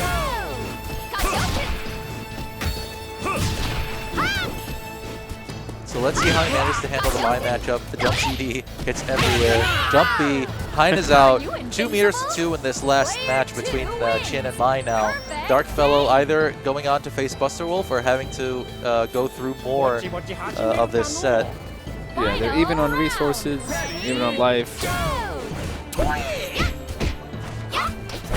Alright, gets the defensive throw there. Gets caught trying to get in. Another defensive throw. Another drink. Starting to turn red over here, but yeah, he's going to get knocked down. He loses 2 drinks per knockdown, if I remember now. Yeah, there you go. Almost gets caught on that cross-up. There it is again. Never mind. Good roll away. Oh, that should be it. Never mind. Not close enough. Tried to cross him up for that fan to hit, but T. Howard keeping his composure. Dark cancel CD. You know he has enough damage to finish if he gets the touch. Takes double drinks. Got 4 drinks. This should be it. Never mind. Again, T. Howard, another drop. Everybody with, we're going to say some cynical applause for T. Howard there. Wasn't the best showing from him, I gotta say. Because he was getting the hits, but just dropping them halfway there. Yeah, so he's out, tied for 7th, and Buster Wolf steps right up. Darkfellow's gonna have to stick around. Wait, what? Oh, is this the set? Zantetsu versus? Oh, wait, right. We're still at the point. Yeah, never mind. Hands up, I'm wrong. It's where the losers from the winner sets drop down, so never mind. It's Darkfellow. Darkfellow's waiting for White Ash. It's going to be Darkfellow and White Ash, and Buster Wolf plays Zantetsu. Winners of those matches go up against each other.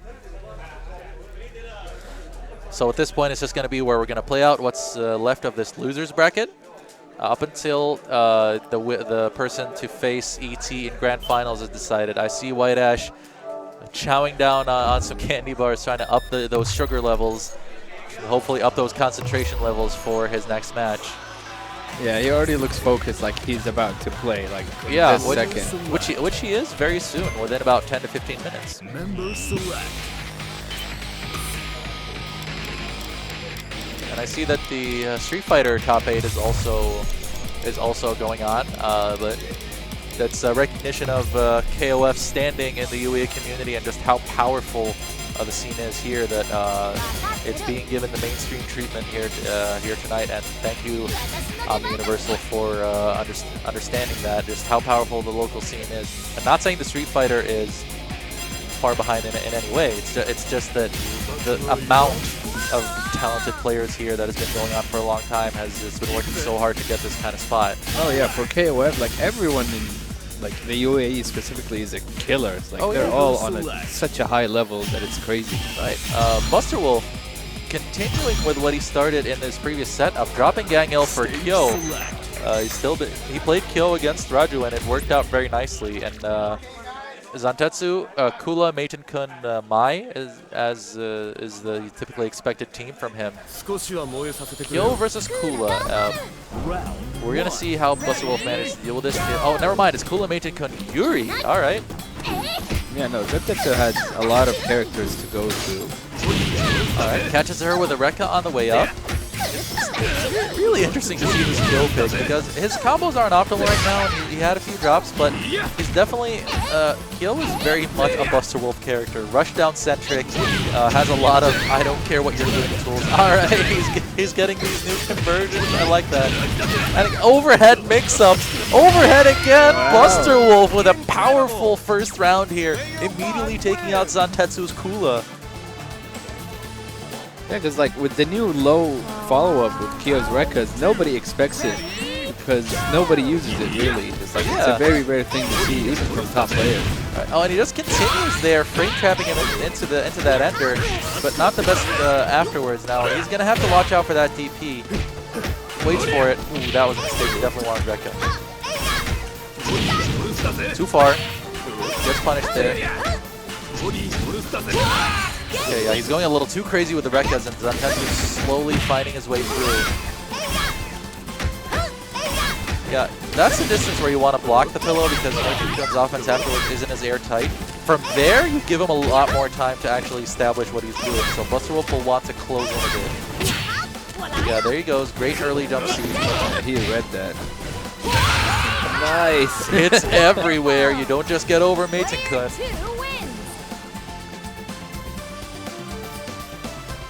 Alright, so let's see how Terry handles this. Meiten-kun's grounded normals aren't the greatest, and Terry has a decent amount of reach on his, so alright, a crazy start here with a C bird knuckle, but it's surprisingly safe at max distance. Something that has never been the case for Terry in basically any KOF. Yeah, no, and you can see Buster Wolf using that fully. He's always going for that max range. Alright, max mode is activated. You know there are some charges ready. Throws the EX pillow. Whoa! Alright, so big mistake. Climax, and he's going to eat a ton of damage. Look at this from Terry. He puts him within a throws amount away from dying, and just as I say that, Mike. Yeah, I'm not sure. Was he trying to read a bust I don't know. Yeah, maybe that might have been reading the burn knuckle, but still, that's just such a risky read. Yeah, so that's 3 meters gone. Max mode plus climax, and just like the that. Characters, like he lost the whole character from that mistake. And now he's down to Yuri. Now Buster Wolf gets a decent amount of practice in this matchup from versus KSA Alucard as well. Oh, look at that conversion. He's going to take away about a half of her health bar with this. Even on such a suboptimal starter there, damage-wise, Terry still does a ton of damage thanks to EX Buster Wolf. Alright, he's going to be able to convert there. He can do a burn knuckle there, actually, continue for the corner push. Alright, converts there, but still, he's so far behind. A lot of work to do. These guys actually played an awesome set back in Kuwait when they ran into each other in grand finals there, which Buster Wolf won.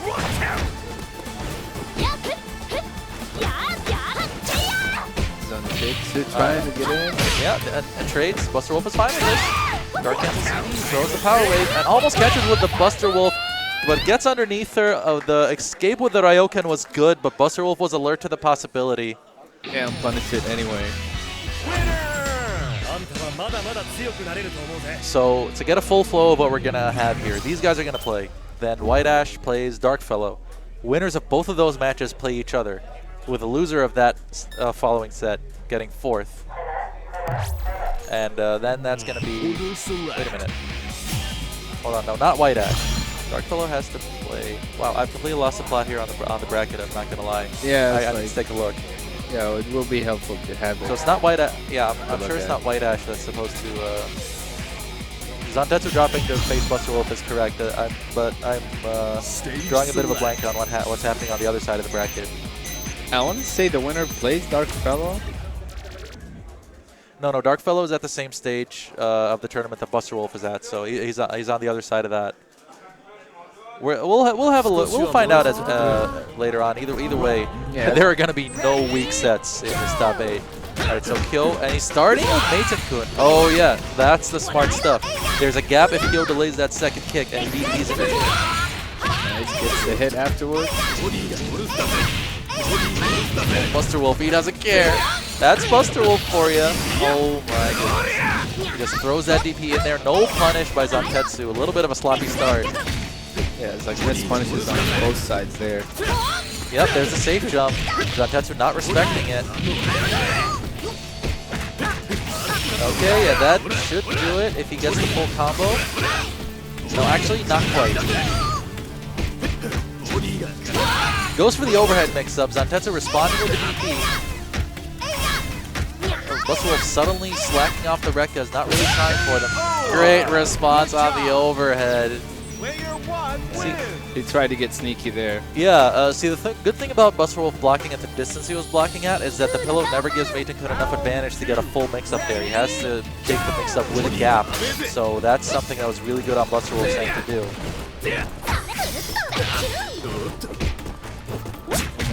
Already getting a hit. Choosing not to spend the bar. Jumps back with the B there to try to keep Kyo out of the air. Nice jump CD. Now he has her in the corner. Overhead. Great opening here for Buster Wolf. He's going to go for the full damage. Great start here. What's he going to do now? Is Zantetsu going to go for something? Yeah, there he goes. Continues into the Tatsu anyway, into the lay spin. That's Kyo down, but still very good start for Buster Wolf in the second match. Yeah, you can tell Zantetsu is regretting not spending the meter when he got the early confirm there. That is true. But Kyo is still in good shape, half health. That's 1 meter gone. Oh, he was looking for that big confirm. He could go into EX Buster Wolf here. He's probably gone, and she is. Wow, got killed. Yeah, EX Buster Wolf is, its base damage is really good, but the real kicker with it is that it does 230 damage at minimum scaling, which is more than almost any other one in the game, any other EXDM in the game. Okay, there's Yuri on anchor again, and Buster Wolf with no meter, he's going to have to play pretty impeccably. Mistake there by Zantetsu. The drops, it goes right into a DP there. Zantetsu not looking as clean as he needs to be at this stage of the tournament. Yeah, he was probably buffering behind that previous normal, and he just couldn't get it. Zantetsu with a lot of damage being left on the floor right now. Gets the grab, still in max mode. Wow, I think he was doing that for the EX slaps, but he came out with it too late. Yeah, because he expected back-to-back EX slaps, probably. Either back-to-back, or he wanted to catch that first one, but he was slow enough that it came out afterwards. All right, so Iori versus Yuri here. Anchor versus anchor.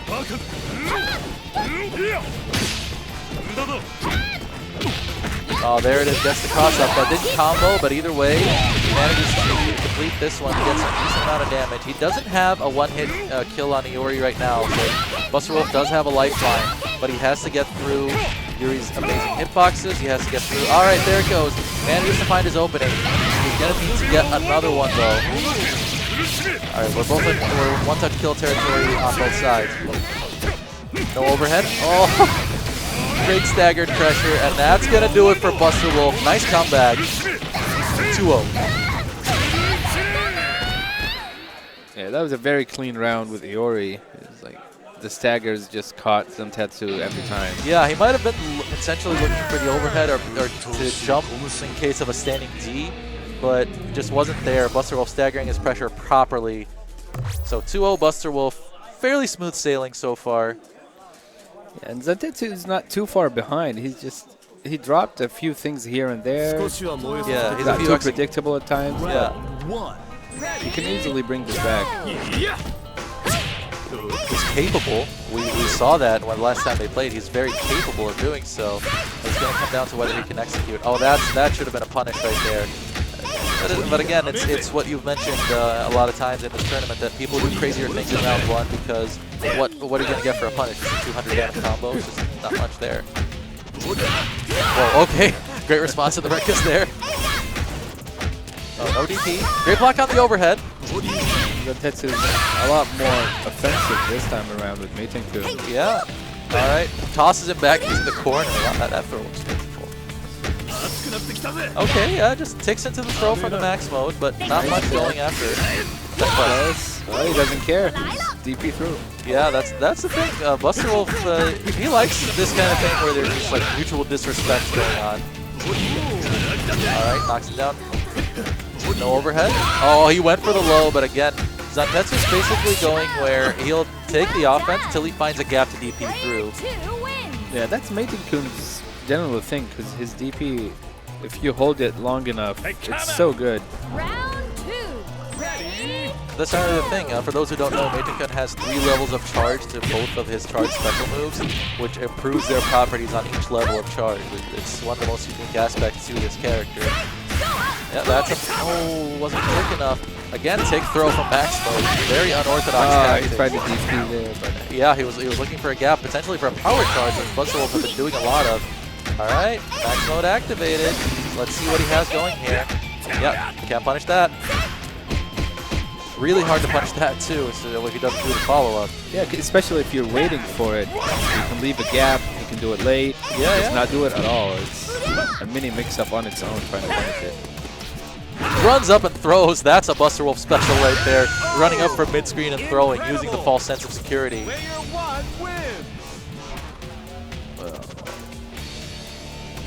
I do think that's the best footsie move in all of fighting games, the false sense of security. You just wait while everything calms down and then just suddenly rush in. I swear it always works. Yeah, it's like once you establish that you have a good offense and they try to block around it, you just go in for throws. You can probably run up from full screen. Yeah. Or you establish that kind of Good timing to power charge there by Buster Wolf. And Terry can eat a decent amount of damage here. So he's still able to do this if he gets the right opening. Terry's damage can definitely make this up in a hurry.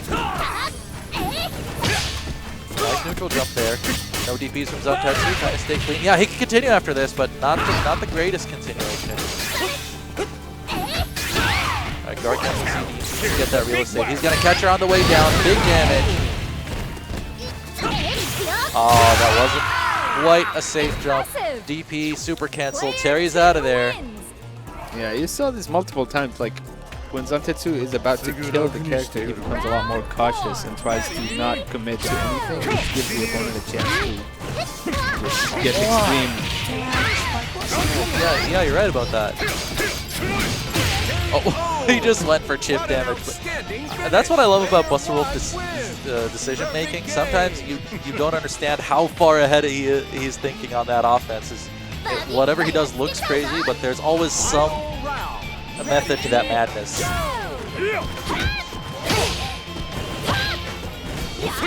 Oh, back roll, almost caught there. Close C. That was probably a throw attempt. Oh, the sweep goes unpunished. Zantetsu taking all these little hits. This is working out very nicely for him right now. Buster Wolf seems to be the more anxious of the two to land a combo. Nice neutral jump beat. Nice chase down there. And he just goes into the level 2 super. He doesn't have enough meter for a confirm, but let's see what he goes for here. Never mind. Oh, wow. That shut me up. But he doesn't go for the super cancel. This is still very doable for Zantetsu. Oh no! There it is! Why the DP? But the And he gets his Zantetsu opening, but wow, the nerves. And Buster Wolf super close. really One odd hit will do it. Ah, And you can see he tried to do the EX fireball. yeah, there it is. Buster Wolf eliminating Zantetsu in a very nervous ending to the match. Oh my goodness. Zantetsu holds his head in shame.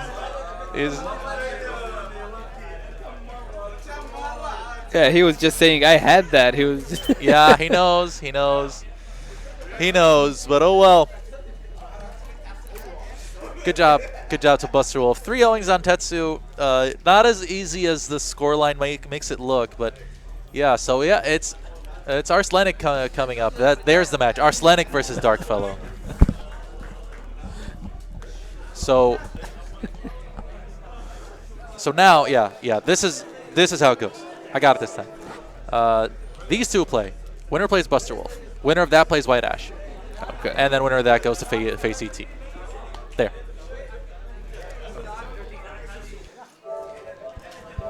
So with that, There's no.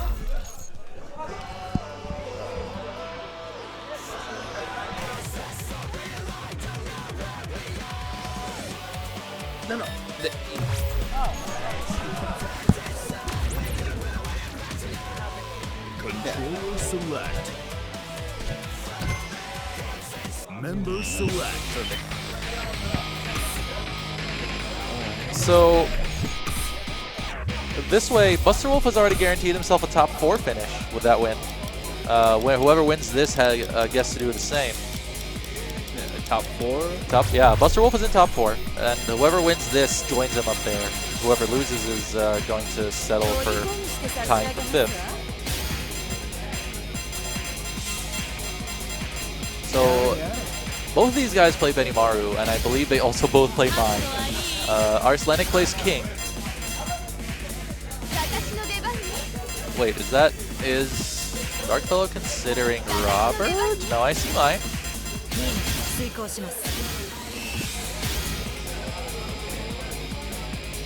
King My Leona. Yeah, King Mai Leona and probably Benimaru. Yeah, Benimaru Mature Mai as it was before.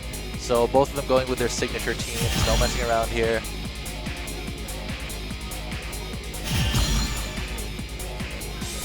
King versus Benny on point. Very much a rushdown versus zoning matchup here.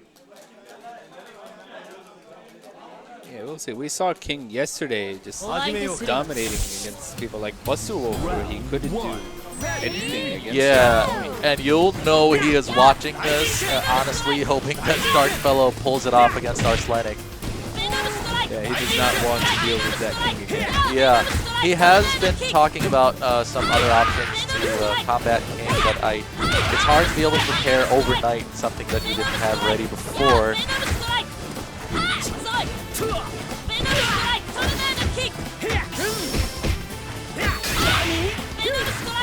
Yeah, but King is just zoning him out so far. Seriously, I believe every time I watch this character that she's one of the most underrated presences in this game, especially with how safely she can space tornado kicks. But look at that, Benimaru. Oh, never mind. He didn't do the EX. He thought he was near the corner. Nice roll away. He's gonna get that distance. He's backdashing. He wants that real estate as quickly as possible. Run up command throw works out. Ambiguous roll, nice block. There it is. And Party. Anticipatory stand B. It's not as good as it was when the game first came out because it doesn't hit crouchers anymore, but it's still a great poke, great early anti-air. Still does a great job in a lot of things. It doesn't hit crouchers from max range, but I think it still does it with Pokemon. Alright, super cancel, and that's gonna do it. Yes. Rushing victory. Clean round by Darkfellow. Yeah, still a fairly even start that we have going to this set. Round 3. Ready? We have Mai trying to approach. Oh, nice grab. All right, some matchup knowledge there. And White Ash was doing this with Yuri's command grab yesterday as well. Impressive, they all have the matchup down. How popular Mature was at the beginning of the game. Yeah, for sure. Oh, he tried to meaty that guard cancel roll. Not much going there. Max mode still active. Now active for both DPs from Mature. That thing is really tricky to handle, but it is punishable by throw if you're close enough when he does it. Oh, he jabs the man for whatever reason. I think he might have been trying to do his own projectile. Great whiff punish with the standing CD on her sweep. Good stuff to Arslenik here, taking a pretty solid lead up against Darkfellow's anchor Mai. Round 4. Ready? Great run forward here, and he's just going to take out Mai immediately. Yes. That's one of Darkfellow's specialties, really. He's really good at maneuvering himself just right for crouch B anti-airs, something he does really well. Yeah, that's something you can see from the old school KOF players. Oh yeah, for sure. I mean, even among them, I've seen him do such a good job with those. Ooh, messes up his punish there, but still, he's got the life lead. But he definitely wants to gather some more meter. Nice jump CD. Wow. Again, this time cancels into the EX. Yeah, but he's used up all 3 of his meters now. Well, he'll build another meter pretty quickly here. At least he should. Oh no, whiff punish. Great crouch C there by Arslenik, but maybe got a little bit fortunate. Oh, there it is. Darkfellow's opportunity. This is going to kill, though. Yeah, we're a throw's distance away, so the mix-ups are real. That went right over. There it was. Yeah, Mai doesn't really have any invincible options to countercall the offensive barrage Leona can put up when she's in max mode, so there you have it. Yeah, he chose to spend all the meter to get the life lead, but without the meter, like you saw him, he got 2 clean crouch C anti-airs, and the third one almost cost him the game. That is true. So let's see how this plays out. Arslenik winning it, but there's no real advantage established for either of them. This set potentially go the distance.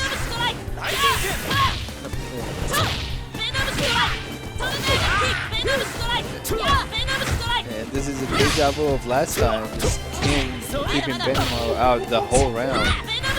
Yeah, so we're going to see if Darkfellow manages to get in past that wall a little bit better this time. Yeah, King can just do that, and it gets her a very nice corner push as well.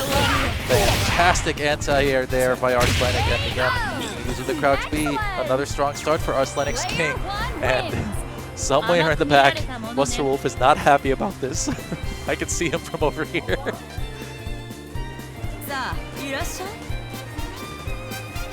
Yeah, this time King is a lot better. Yeah, it's still at full health. Yeah. Well, let's see what happens here with Mature. If he's going to be able to run a better advantage this time than he did in the last game. Wow, Darkfellow not sparing any expenses over here. 60% on King already. Just one, still out.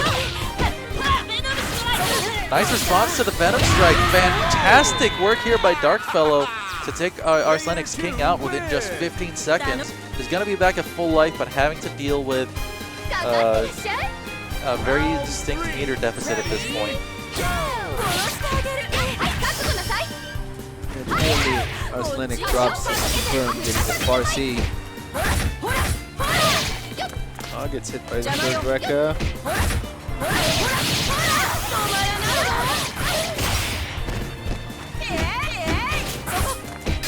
Alright, the pressure here by Darkfellow already raising to a very significant life lead, but as we say that, that's going to be made up immediately almost in this combo from Arslenik's Mai.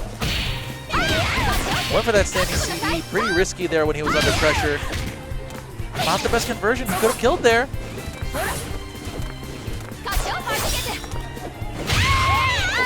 Early jump B on the rise of a full jump.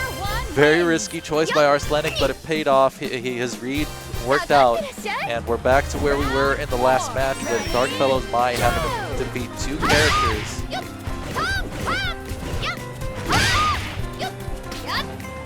Already doing pretty good. Yeah. No meter span. He would have been able to kill there if he at least threw a fan or something off that counter hit air CD.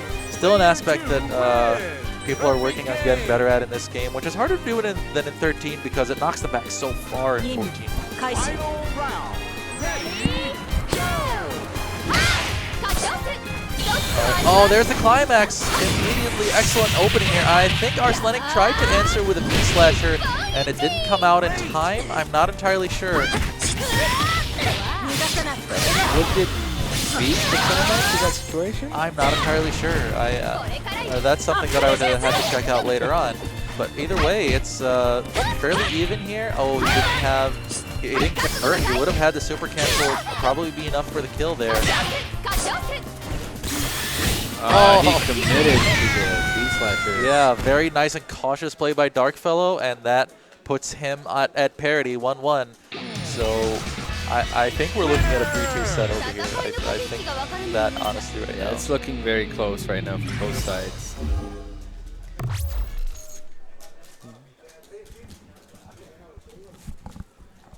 And just to give you guys a heads up on how the schedule is going to work out, when KOF is done, we are going to move Tekken Top 8 over to this setup, so you have that to look forward to if you're a Tekken fan. But we still have a long way to go. Oh yeah, Top 8. still about half the bracket. We still have about half the players in this bracket still. Oh, okay. 1, 2. Yeah, Darkfellow getting cheeky with these setups. All right. Gets thrown for his effort. Yeah, good response there by Arslenic. Darkfellow with a better start against King here. But Benimaru, okay, there we go, standing B. Darkfellow has got more of those than any Benimaru in this tournament, I think. Amazing! Yeah, he just delays him and spaces it just right. Yeah, exactly. And a lot of the timings where he correctly reads an opponent might go for a low. Ready, So he has a full health Benimaru against Mai. First time he's been able to go into the second round with this kind of advantage. All right, under pressure here. Alright, takes this combo here. Arslenic can be able to do some pretty hefty damage. Nice throw break, but yeah, that's going to do it. Or it should have done it. Chases him with a jump D afterwards to still get it.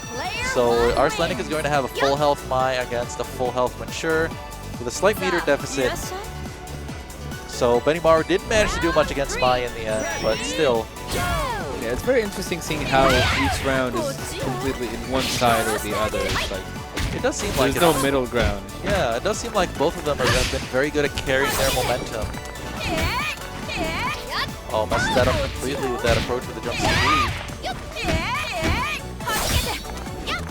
Arslenic biding his time, trying to find that opportunity. DP, you always know one of those is going to happen from Mature.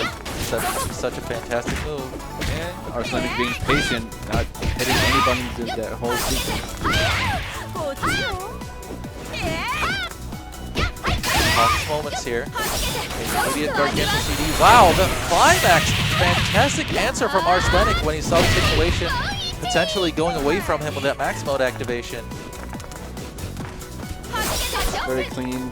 Sure, almost drawn. One clean hit. Messes up that despair spacing. Whoa, that was almost correct, but he didn't do it at the right timing to get his spacing proper. Gets thrown on landing again. Arslenic very, very accurate with his defensive throw game right now. Now we have Anchor Mai. Anchor Mai for Darkfellow. It's the same situation again. About 50% health on Arslenic's Mai as Darkfellow's come in. Okay, yeah, he's going to want this kill. He wants Mai out of there. It's going to be a fairly even meter situation. Even health going into this Anchor versus Anchor match.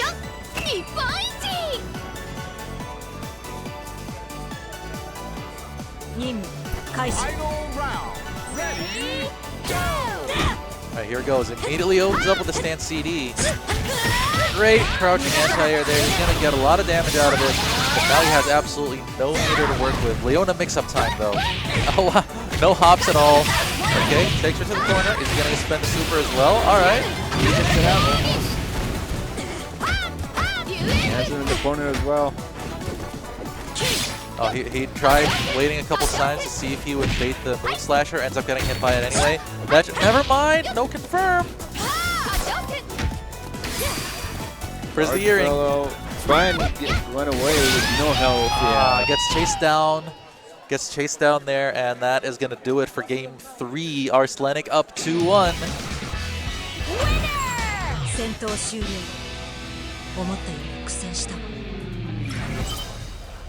Very cautious match we have going on here. Neither player giving an inch right now. Order change, all right. I wonder, I mean, Darkfellow will have to be the player that enforced it, but you wonder if Arslenik is going to counterpick his own order. No changes. Oh wait, never mind. Mature is in the back spot right now. Mature is on anchor.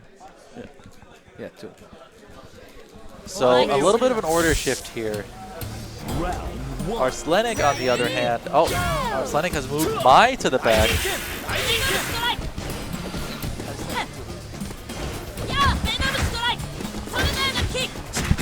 Okay, good punish there on the tornado kick. So the point matchup stays the same.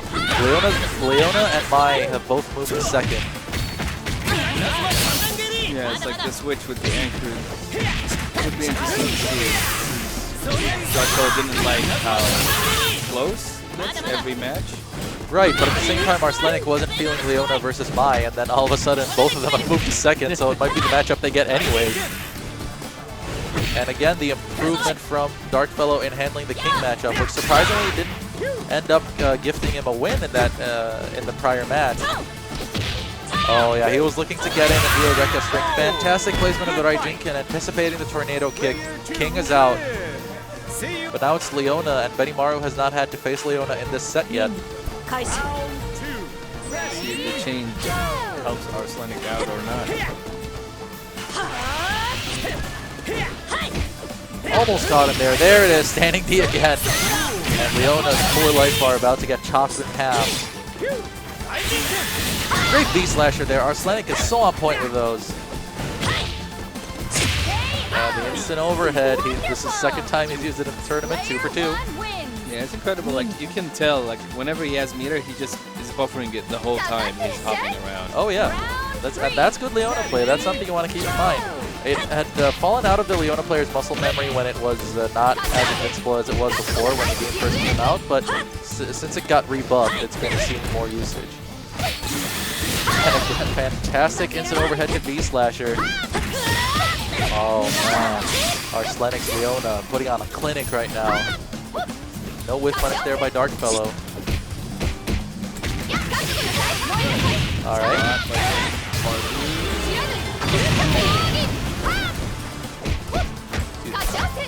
Has her in the corner now. Gets caught by that far C though. Ooh, not quite quick enough with the zone jump CD to anticipate Arslenik. Arslenik again for the 4th match in a row with about a character and a third to a character and a half going up against Darkfellow's anchor. Yeah, it seems the only thing that switched was the order. Yeah, the outcomes have basically been the same. No anti-air there by Darkfellow. He needs to be able to keep his meter as much as he can, if possible. Okay, yeah, there he goes. Immediate super cancel. And down goes Arslenik's Leona. It's going to be Mai with 3 meters coming in against Mature with nothing for this last round. Yeah, we'll see how Darkfellow handles this. Because Mature without meter isn't the most damaging character.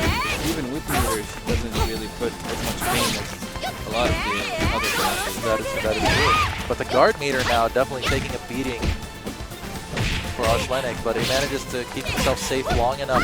All those standing Bs, keeping Darkfellow honest, and I can feel his annoyance increasing because he doesn't like that move despite his own eye being a thing. Alright. Immediate max mode activation, but messes up his Rekka, sets up behind the EX Fireball. Mai has 4 meters. know any confirm is going to go into a full climax combo if he can manage it. Alright, yeah, he's going to be spending all this money to go right into climax. Okay.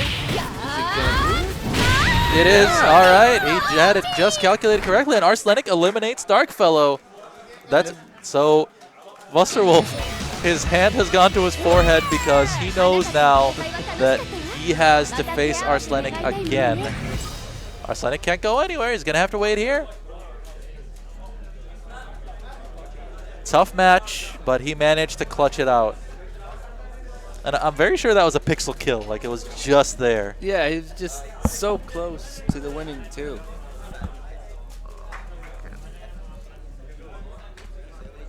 Yeah, it's the thing with heavy-duty headset, isn't it? It gets pretty warm under there. God, yeah.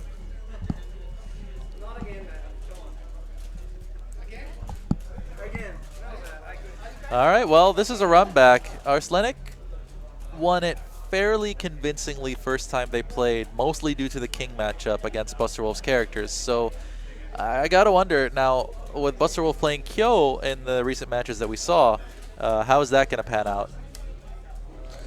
Yeah, I'm looking forward to this rematch. We'll see if Buster Wolf cooked up anything to try to deal with King, or is he just going to run the same team again and try to do it, just go through it?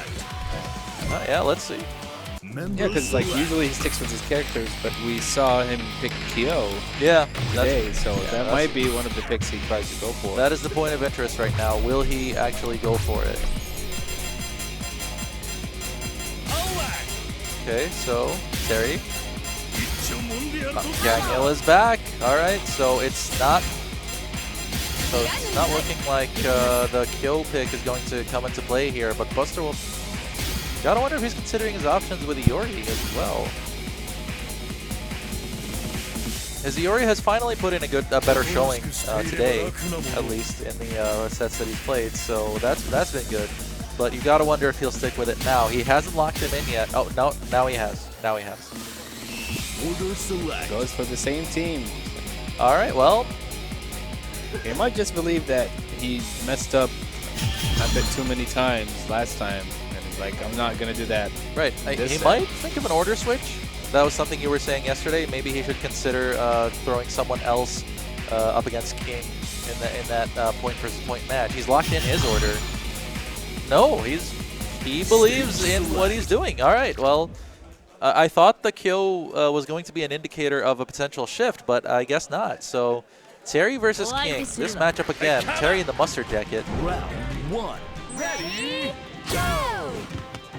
I was expecting the tornado kick right off the bat. Yeah, which was a common theme yesterday. He's slowly trying to work his way in. Oh, Arslenik is too cautious of a player to put himself in a situation where that's going to be an easy thing to land. And rising tackle is not the greatest DP overall. Okay, we got new stuff.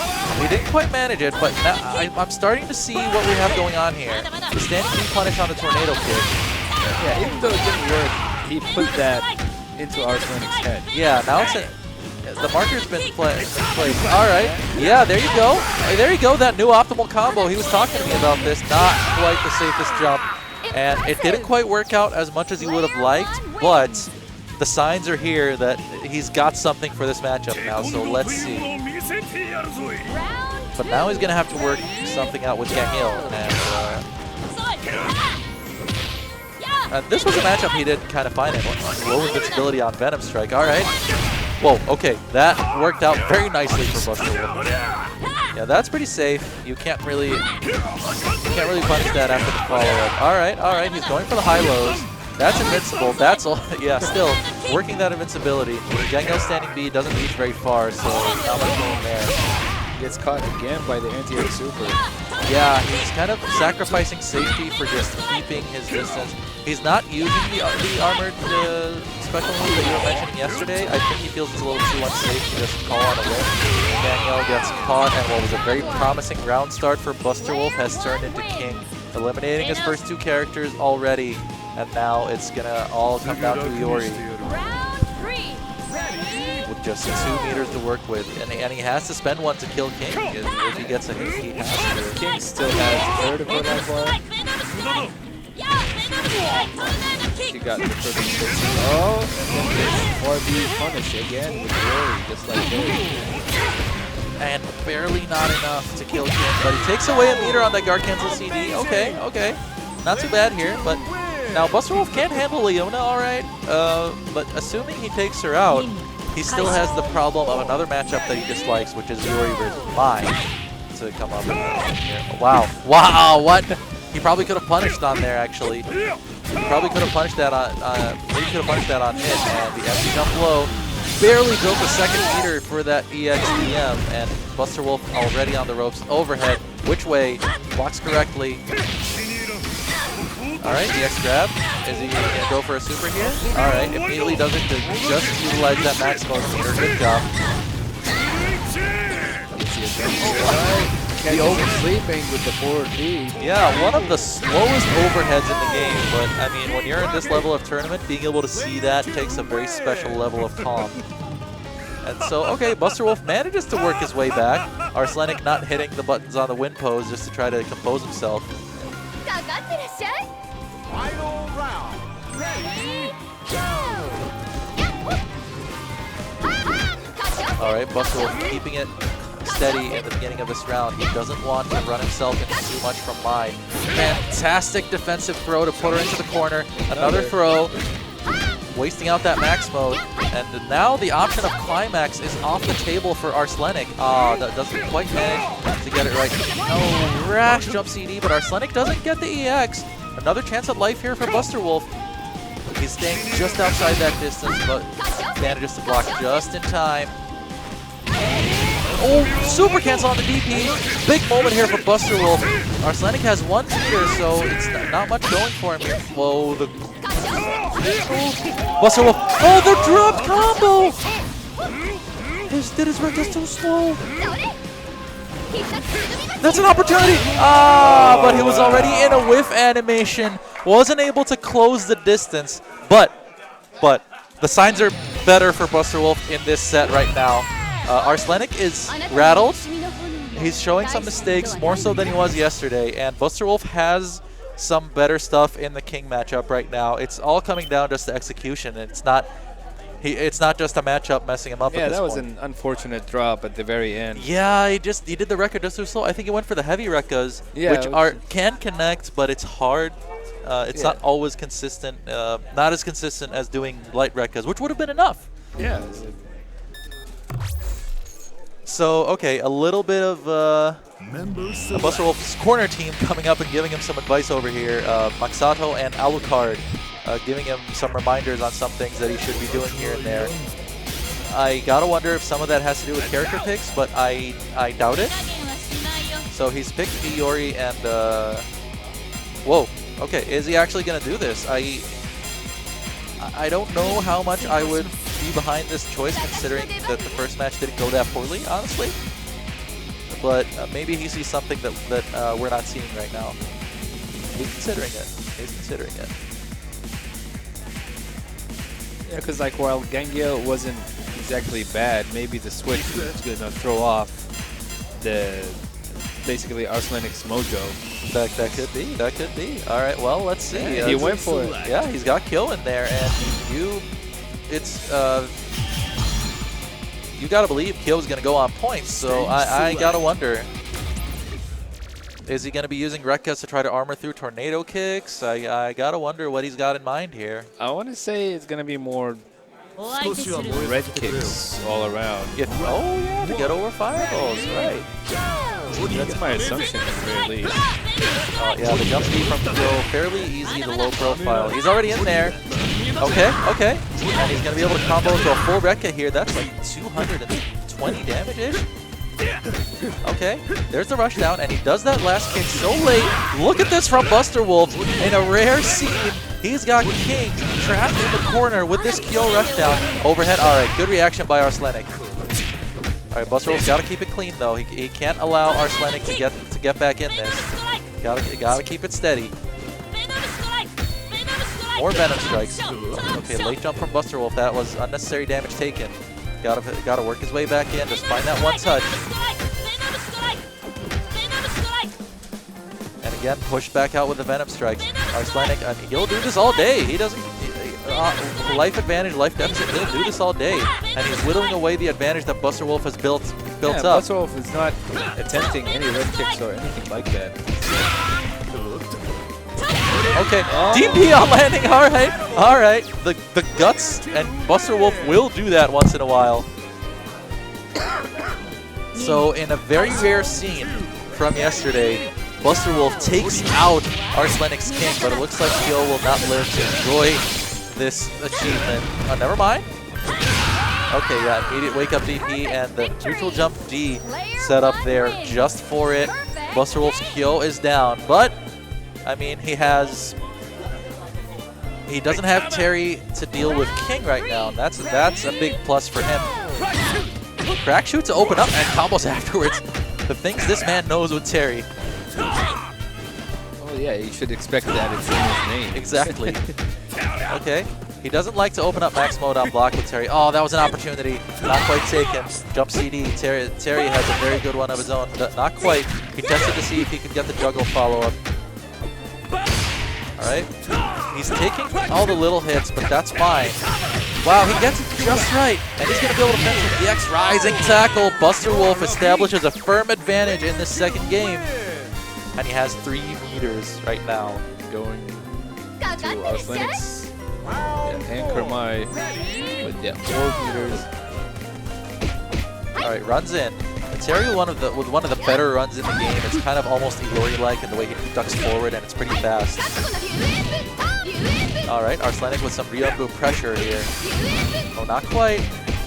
Yeah, a bit too far for that. Arslenik not snagging the Buster Wolf landing again. Great chase down on the roll, and you better believe... Oh, wait, never mind. No, that's not Anchor Terry. No climax. Anchor Terry would have had a kill there, I'm telling you. Dark Angel CD. Alright, he snags the power charge. Good stuff here by Arslenik to have the presence of mind to try that. He's needed to throw a few reversals, which is something he's not accustomed to doing, but you have to stop the Buster Wolf momentum. And that's something that he really needed to do. Yeah, it's still in pretty decent shape. You can easily do this if he gets the right amount of hits. Clean confirms. A standing D is gonna end it. Never mind. That was it. That was it right there. But still, he's got 2 meters. Okay. He just needs to finish with the super, and there it goes. Buster Wolf, game 2. 1-1 is the score. Very great comeback. Like mentally, you can see it in Buster Wolf. Like his gameplay completely changed once King was out. Exactly, and Arslenik talking back to him. Maybe a bit of smack there. Arslenik not averse to throwing a few words of discouragement here and there. Maybe not directly, but you know, kind of telling him, all right, I see you. Let's see, is he gonna go for an order change or just play again? Yeah, I gotta wonder. Gotta wonder what he's got in store over here.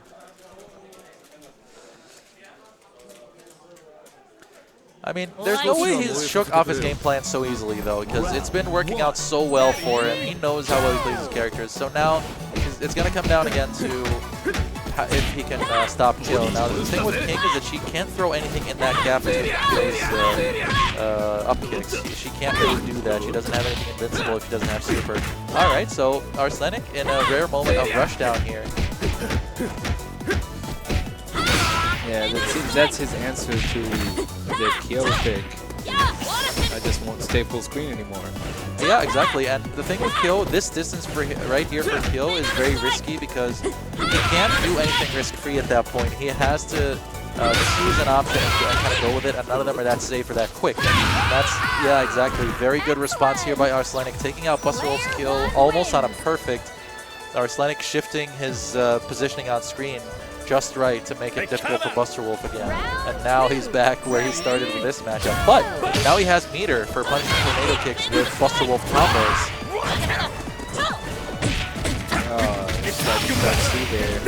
Alright. Good stuff by Buster Wolf there. Pushes towards the corner on a hard knockdown.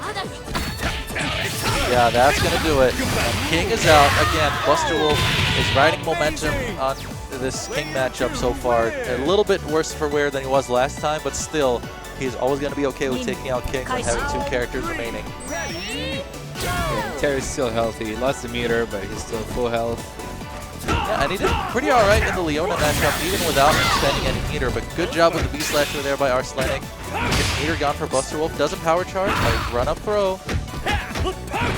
Power charge plus frames. Track shoot, that's safe. And he gets the meter just in time. Buster Wolf, guard crush sequence. And again, late burn knuckle can mediate into a full follow-up. That's another change Terry got in the most recent round of changes. You can tell Arslenik was just looking for the for the power charge to try to punish it. He just forgot about the health. Yeah, exactly. But he spends all of his meter to try to bring Terry down. Buster Wolf with a couple of quick rolls away.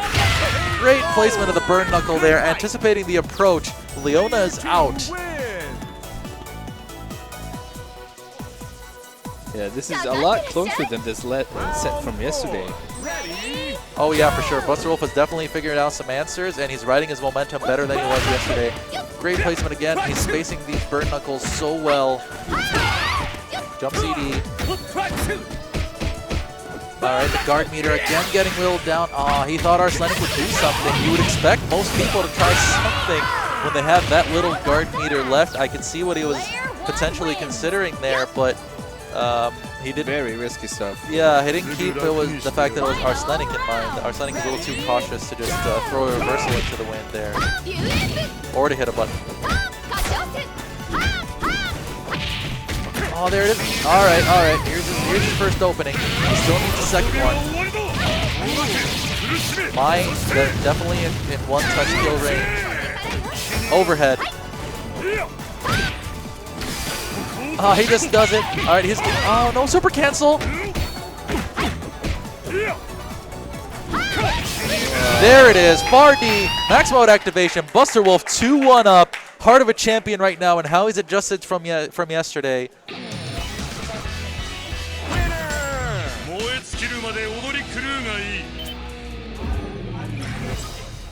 Yeah, really good stuff from Buster Wolf. Yeah, you would have thought that he would get discouraged by Kill getting murked in that first round, but he just kept at it. No, yeah, Terry was the MVP of that match easily. By far. By far. And you gotta love seeing that from Buster Wolf. Terry's such an underplayed character in this game, and seeing Buster Wolf do what he's doing with it is so nice to see. Oh, yeah, not close enough for a close shoot, for sure. Nice, nice stuff.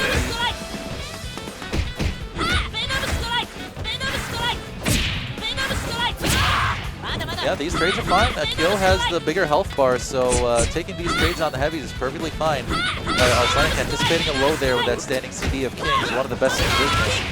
Alright, good placement on Tornado Kick that time. Almost caught the sweep. Ooh, no max mode. A little bit of craziness here, but it scrambles. Arslenik. Great whip punish there by Buster Wolf. Crazy round we have going here. Big damage, not quite enough. Ah, great response by Arslenik, keeping us cool. Buster Wolf not going for the chip that time, but potentially anticipating Arslenik supering him out of it, because that's exactly what he would have been looking for. Terry again against King. He's going to want to take her out as quickly as possible to prevent anything from going south. But he can't get impatient here. King has 3 meters and she can definitely make him pay for the wrong approach. Yeah, you can see how different this King is. It's like it gets someone like Kyo or Terry, where Terry's like, I'll stay full screen or right in your face, where Kyo is just he's right in the middle. And another far D confirmed from Buster Wolf's Terry this time. And again, just to get King out of there. It was starting to look a little bit shaky, but he got her out of there. And now he's going to want to believe that he's on track to taking this third game on his side and going on to face his next opponent. But still not going to be smooth sailing here.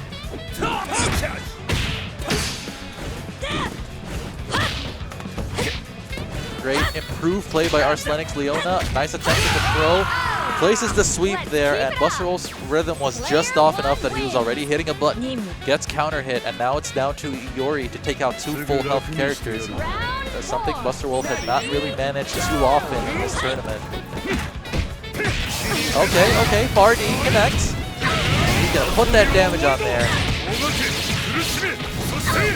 Leona to a third of her life left. Needs one more hit.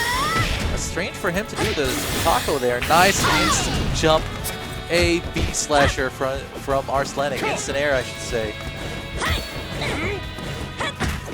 Oh, almost. Not quite close enough. Nice moon slasher. He waited just long enough. No super cancel. Buster Wolf keeping these meters. And Arslenik spent all of his getting EXP stacks here, so. You better believe he's going to be trying to use another one, but never mind. Buster Wolf taking the advantage of Arslenik, getting a little overly cautious, crossing over with the heel and taking him out. Final round. Ready? My 2 bars. Standing C. Yori at half health. Also 2 bars. Look at that Immediately hits spacing. RD. All right, he's going to keep that meter because he definitely wants another shot. There's the overhead, and he doesn't cancel this time. Oh my goodness, the distances in this game sometimes. Good throw, reestablishes momentum, another throw. Opens him up with a proper frame trap, and Arslenik makes it 2-2 again. Such a close set. Yeah, very nervous, and it's coming down to the smallest moments here. And Alucard coming up to Buster Wolf again.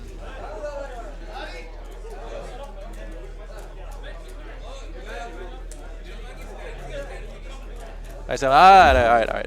No more of this. No more of this. I got this, man. And it's not as if Alucard will ever give bad advice. The man has a very professor-like air about him in the way he analyzes the game.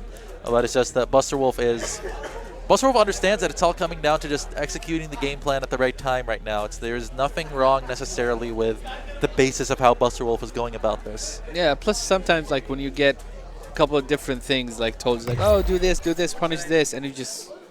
It can mess with you your lose your momentum game plan sometimes, through all but that. Alucard and Buster Wolf know each other well enough that whatever Alucard would have come up and said to him, probably wouldn't do that. All right, game 5. Ready?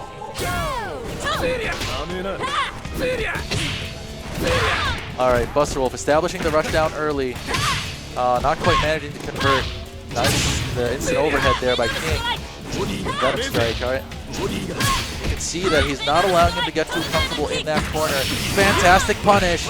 Buster Wolf showing the knowledge that he's been gaining on this matchup. He went for that. That's not safe, but it pushes kill back so far. Not very straightforward to punish. And Arslenik with his own max mode combo here. A lot of damage, something you wouldn't expect from King, but she's got some pretty good max mode damage on her. Oh. You would have thought he would punish that landing. But he didn't. The throw came out too quick. Yeah. Round 2. All right, so Terry again, and he's done a good job of finishing King fairly quickly when Terry has come into this, but now is the time where he has to deal with the most amount of life King has had in this situation. Oh wait, never mind. He managed to do that last time as well when King was full health. I'm wrong. Right. Almost chased that backdash perfectly. EX Buster Wolf. Got it! Excellent response there by Buster Wolf, taking out King. Player 2 wins. And again, having that meter with Terry is making such a big difference for Buster Wolf right now. It's really been very good what the kill pick has done for his team. Yeah, it's like Terry without resources and with some meters, a completely different character.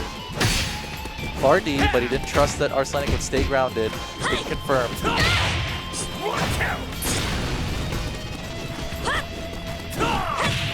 Oh, there's that jump C. You never know where Leona's coming from with that.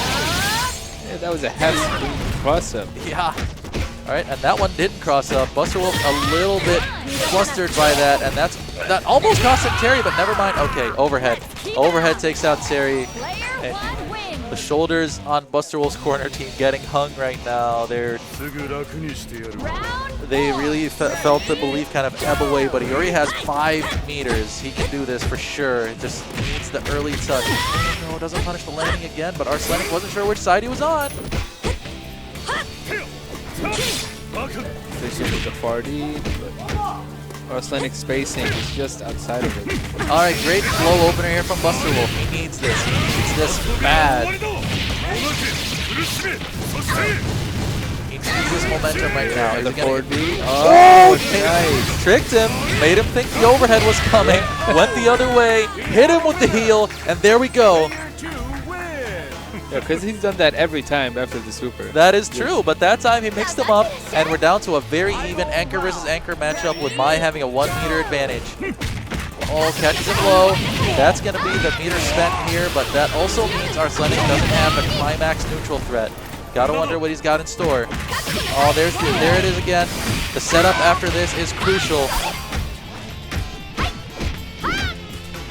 Blocks. No whiff punish there. He didn't trust that anything was not gonna follow that, and the fan did follow. Buster Wolf has him in the corner. No Gax mode confirmed. Didn't believe. Here's the meter. No. Nice. He gets the Does Buster Wolf again? Okay. There's a confirm. There's a confirm. Is he gonna go for climax? Yes, he's gonna do it, but it's not enough. It's not enough. Still needs to go in there. Throws the fireball. Tough match here. Really tough match. The meter on my side. No max. Oh, goes through. Wow, no punish. Mai doesn't have the best far buttons for with heavies for punish. Almost. reads it. Oh, great response by Arsenic. Waiting for it that time because that chip would have been enough to kill him. Fantastic match coming down to the very last touch. Buster Wolf takes 4th place, but I mean, he walks out a hero in a lot of people's eyes for how fantastic that performance was. Arsenic, he's still in this. A lot of people would not have anticipated Arsenic making it this far into the bracket, but this guy has just made it into top 3. Yeah, we get to see King in top 3. Yes. Which is very interesting. It would have been King or Terry, which both would have been amazing. Wow. All right. So Now Arsenic. with that in mind, Arsenic is definitely going to be requesting a couple minutes just to kind of catch his breath. Yeah, he played 2 sets back to back. The 2 very tough sets. But yeah, he has White Ash next. It's just like, and that's gonna be an even harder set coming up. So nobody told you to keep winning, man. Nobody told you to keep winning.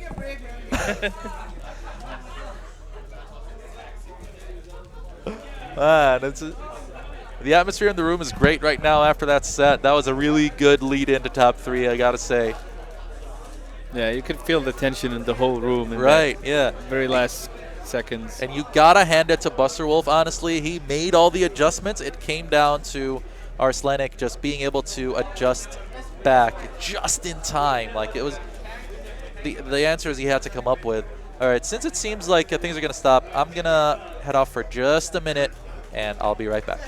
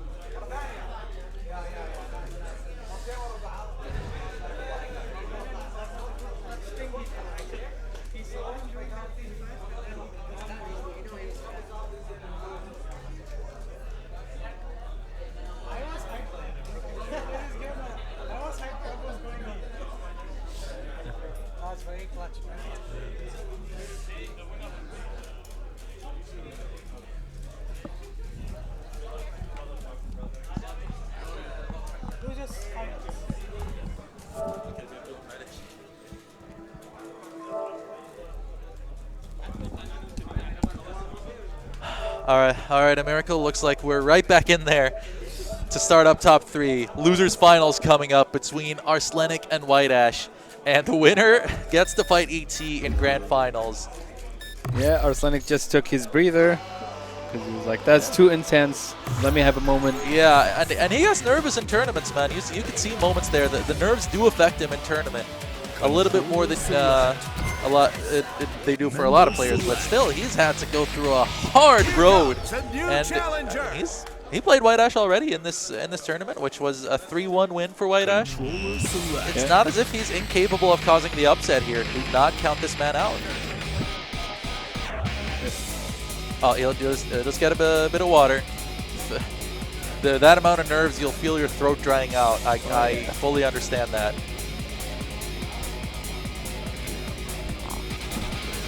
The second stream has Street Fighter action going on for anybody interested in Street Fighter as well. Opportunity while we're waiting for our Sunny to come back, by the way. Shout out our sponsors, SNK, putting their backing behind this KOF tournament. Thank you again, SNK. You're doing so much for the KOF14 scene. Bandai Namco as well, supporting the Tekken scene. Games2Go.ae and also UAE Smashers putting in their backing for all sorts of events at this tournament. It's been a fantastic experience so far, and it's only looking to get better as we go into these upcoming matches. Yeah. Speaking of the Smashers, they also have their top 8 going on right now. That is true, with guest player Fatality traveling from the US. I believe he's American. I'm not 100% sure. I do believe he's American. I have no idea. But he is the premier Captain Falcon player in the Smash 4 scene. Definitely a very popular player, and they were really stoked to have him for this tournament. So I gotta wonder. I don't believe Arslenik really plays pockets of any sort for this. I see that White Ash has locked in Yuri, Athena, and Nakaruru. So again, he's not using Yan against Arslenik. But, okay. Arslenik has brought in Benimaru. He switched out Leona. Yes, switching out Leona. Surprising. I know him to be a very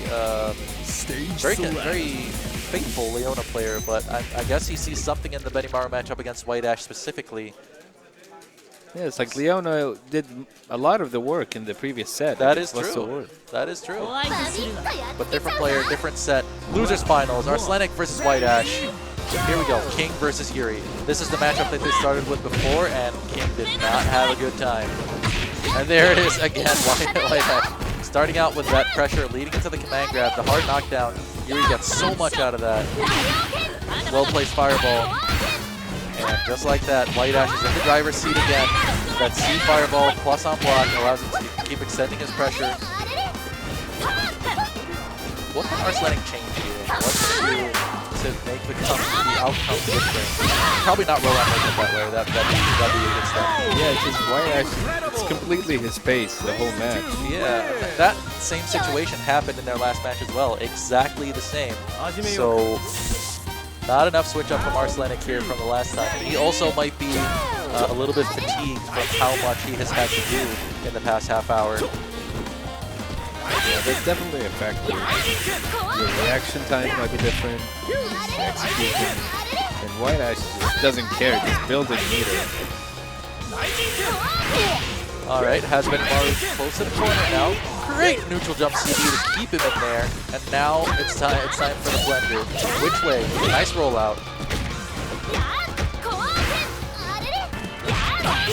Almost got that second meter, not quite. So let's go for a reset instead. Wow. White Ash just ready for everything right now. He is so far and above and beyond wherever Arslenik is mentally in this set. Yeah, and you can tell like that Arslenik won't even try to punish. Like White Ash already knows that. Yeah, he just does the command grab to build some meter. Even after a swing. Yeah, he does it after in so many situations. That's probably a little mental statement he's sending out. Nice block on Yuri crossing over. I would have got hit right there. You gotta say. Okay, opportunity, and he directly adjusts to having max mode already active, although he uses up 3 meters instead of the old 2. Yeah, he just wanted the damage, he didn't care. Man grab. And again, White Ash very heavily in there. There's the maximum confirm. OCV to open this up. A very dominating performance by White Ash. I want to say Arslenik should take a bit of a breather, just go to character select, He typically does that, but I mean, Like going back in after that is, yeah, he immediately goes for that. he's trying to laugh it off, but he understands that he got rolled over pretty hard. That was not pretty. So he'll need to show something a little bit better. Gotta wonder if he has something like some crazy hidden pocket character, but no, he's just dropping Benimaru for Leona again. Yeah, maybe in order to just make King face Yuri with more meters. I remember he was gunning for Leona versus Yuri in their prior set, but I gotta wonder. No, he's keeping it. Still King versus Yuri.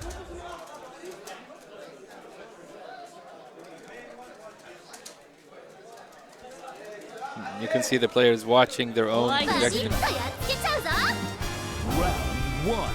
Ready? All right, same order. Alright, so game 2 doesn't look like there's been much of there's been an order switch. Now, starting off with a little bit of a more cautious, but again, it's that same situation. Jumps in with the heavy kick, gets caught with the command grab, and again, it's just the deja vu. Arsenic keeps making the same mistakes, keeps getting caught the same way. Rabu Super would have punished there, but either way. Great guard cancel roll, and now it's momentum time again. Wow. White Ash. The Yuri offense with so many layers. Where do you go? What do you do? Okay, wait the throw, that works. Never mind, guard cancel roll again. Arsenic's so anxious to put Venom Strikes on screen that he keeps getting guard cancel rolled. Messes up his maximum confirm.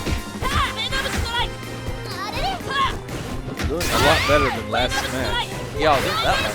There's at least little down Yuri to about a third of her health.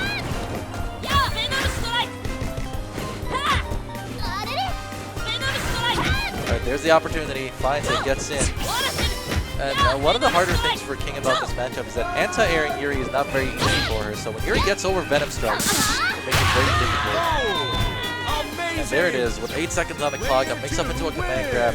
King is down. Much better than last time, though. Yeah, now you have Leona as opposed to Benimaru. Great, alright. Arsenic won't want too many of those. Is he going to have to spend the meter? Yes. He has to, it's just that he chose to not try to go for another reset. He doesn't want to deal with too much more of this. Athena coming in now.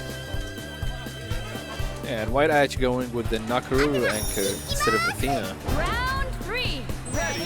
Yeah, he's been going with that for quite a while now since the ET set. Fantastic reactions with the crystal bit there. One of the best anti-air supers in the game. Moves up so far, so fast. Alright, throws him away. Reestablishing space for White Ash. Wow, I thought that was going to grab in the back. Wow, the White Ash special. Something he showed at EVO. Using the stance CD whiffs, cancels it into a command grab, and it hits. That's just insane. White Ash pulling out all his tricks with Athena right now.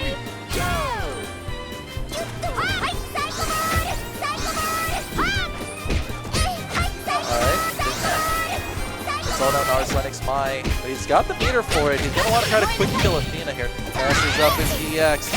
Tournament nerves. Again, Arsenic just showing that sometimes he definitely can get shook and his execution starts falling apart.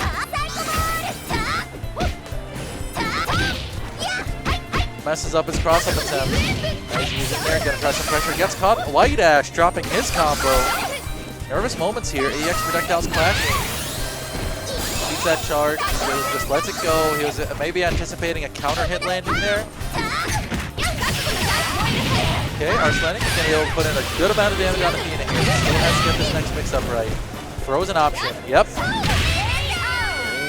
Finishes her off. Player 1 wins. Now we have Nakaruru with 2 bars coming in.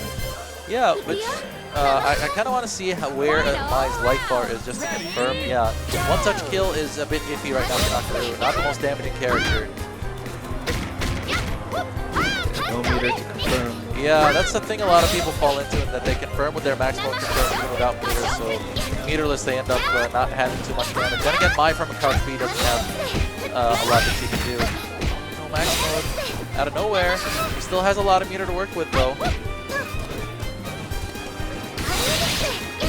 Comes in with the EX slide. He's almost at the second meter. Any touch he gets will build that for him. Comes in. All right, nice throw there. He was at a little bit of disadvantage, White Ash. Great reactions there with a super again. And he gives him a bit of his own medicine there, finishing him off with a throw. The Nakaru neutral is surprisingly amazing to watch, like, with how she can nullify other projectiles, but Mamahaha isn't nearly as strong as she was before. White Ash with the rare thing of potentially giving Arsenic advice mid-set. All right. But yeah, either way, it's become fascinating now after her tools aren't as strong as they were before, that the care Nakaru players take in where they place themselves on the screen and where they approach from, as well as which times they grab onto Mamahaha in order to establish which options she has, whether she drops straight down, comes right at you. And with White Ash, that's been really nice to see. No, yeah, it's very interesting because Nakaru doesn't really play like a traditional KOF kind of game. No. Not which is why, yeah, it looks very different. And it's very interesting to see KOF players playing with her that way. It's like an odd hybrid of a lot of different styles. Alright, and no max mode there for White Ash to catch that roll with, but still got a decent chunk of damage. Crouch the anti-air, and here it is again, that situation. Again, he's doing it out of block strings, as you said, and there's no response from Arsenic to that. He's probably afraid of the seed fireball just hitting him as he tries to respond. Yeah, I know Benimaru can stay safe canceling into his command grab, but I'm not sure if Yuri is in the same position. I'm fairly sure she can't. Again, no max mode for Arsenic, but he's slowly making the progress in this matchup here. He's almost taken down Yuri. Nice placement on the jump D, anticipating the air fireball correctly. And wow, that trade was crucial because what was coming after that was potentially death for Arsenic. Yeah, he lucked out there, but he got to take out Yuri while still keeping King. Something he hasn't managed to do this set yet, so let's see how far he can carry this kind of advantage. Wow, what a confirm there by White Ash. He doesn't know what that is. Oh, not enough. All right, I thought it would be on 950 health. One pixel. Still not enough. All right. Potential chance here for Arsenic to make up a pretty big deficit. Okay, Phoenix Arrow. All the hits in the world just to be able to chip out. Yeah, nothing he could have done there, really. Now Arsenic coming in with 4-meter Leona. Ready, go!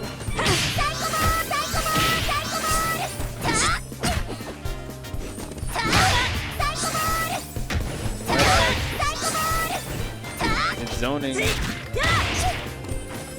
Pretty good so far. Trying to keep his distance. He's got to be cautious here. Yeah, the EX hearing. Wow, the reflector. E-slasher punish. Gonna set up on that EX cycle ball. Good blocks by Arsenic. Manages to get out just in time. Tries to go for the staggered crouch B to crouch C lane. And White Ash. Okay, gets caught. There's gonna be some pretty big damage over here.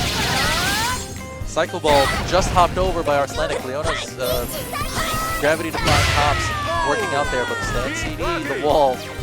Yeah, he's been using that to cover the fireballs really well. Oh yeah, and if he counter hits with it, you fall back into the fireball that was already on the screen, which is a pretty amazing setup in and of itself. No max mode that time. Athena has an amazing stand B of her own for max mode confirmed, a la Benimaru. Yeah, not the same range, but functions the same range. Oh yeah. Right. Dark Cancel CD deeper in the corner. Arsenic with all the meter that he could ever need right now, but no chance to really utilize it. Reflects the fan and launches the cycle ball. The minefield. All right, nice damage here on that catch by White Ash. They have him in the corner, potentially about to eliminate Arsenic and end his hopes here. Okay. Chance of life for Arsenic takes down Athena. Player 1 wins. Just manages to catch with that crouch B anti-air. Very well done. Yeah, coming in with her at 200 health. It's not looking too good, but Final round. he has meters. It's gonna be tough. Never Oh, mind. And White Ash What? immediately killing all the hopes of doing that. There it is. Arslenik, he had a great tournament. I gotta hand it to him. Very well done to him getting 3rd place. It's been a long day, and we're reaching the end of it though now with White Ash. Okay, White Ash is gonna take a small break, and I'm gonna take that opportunity to request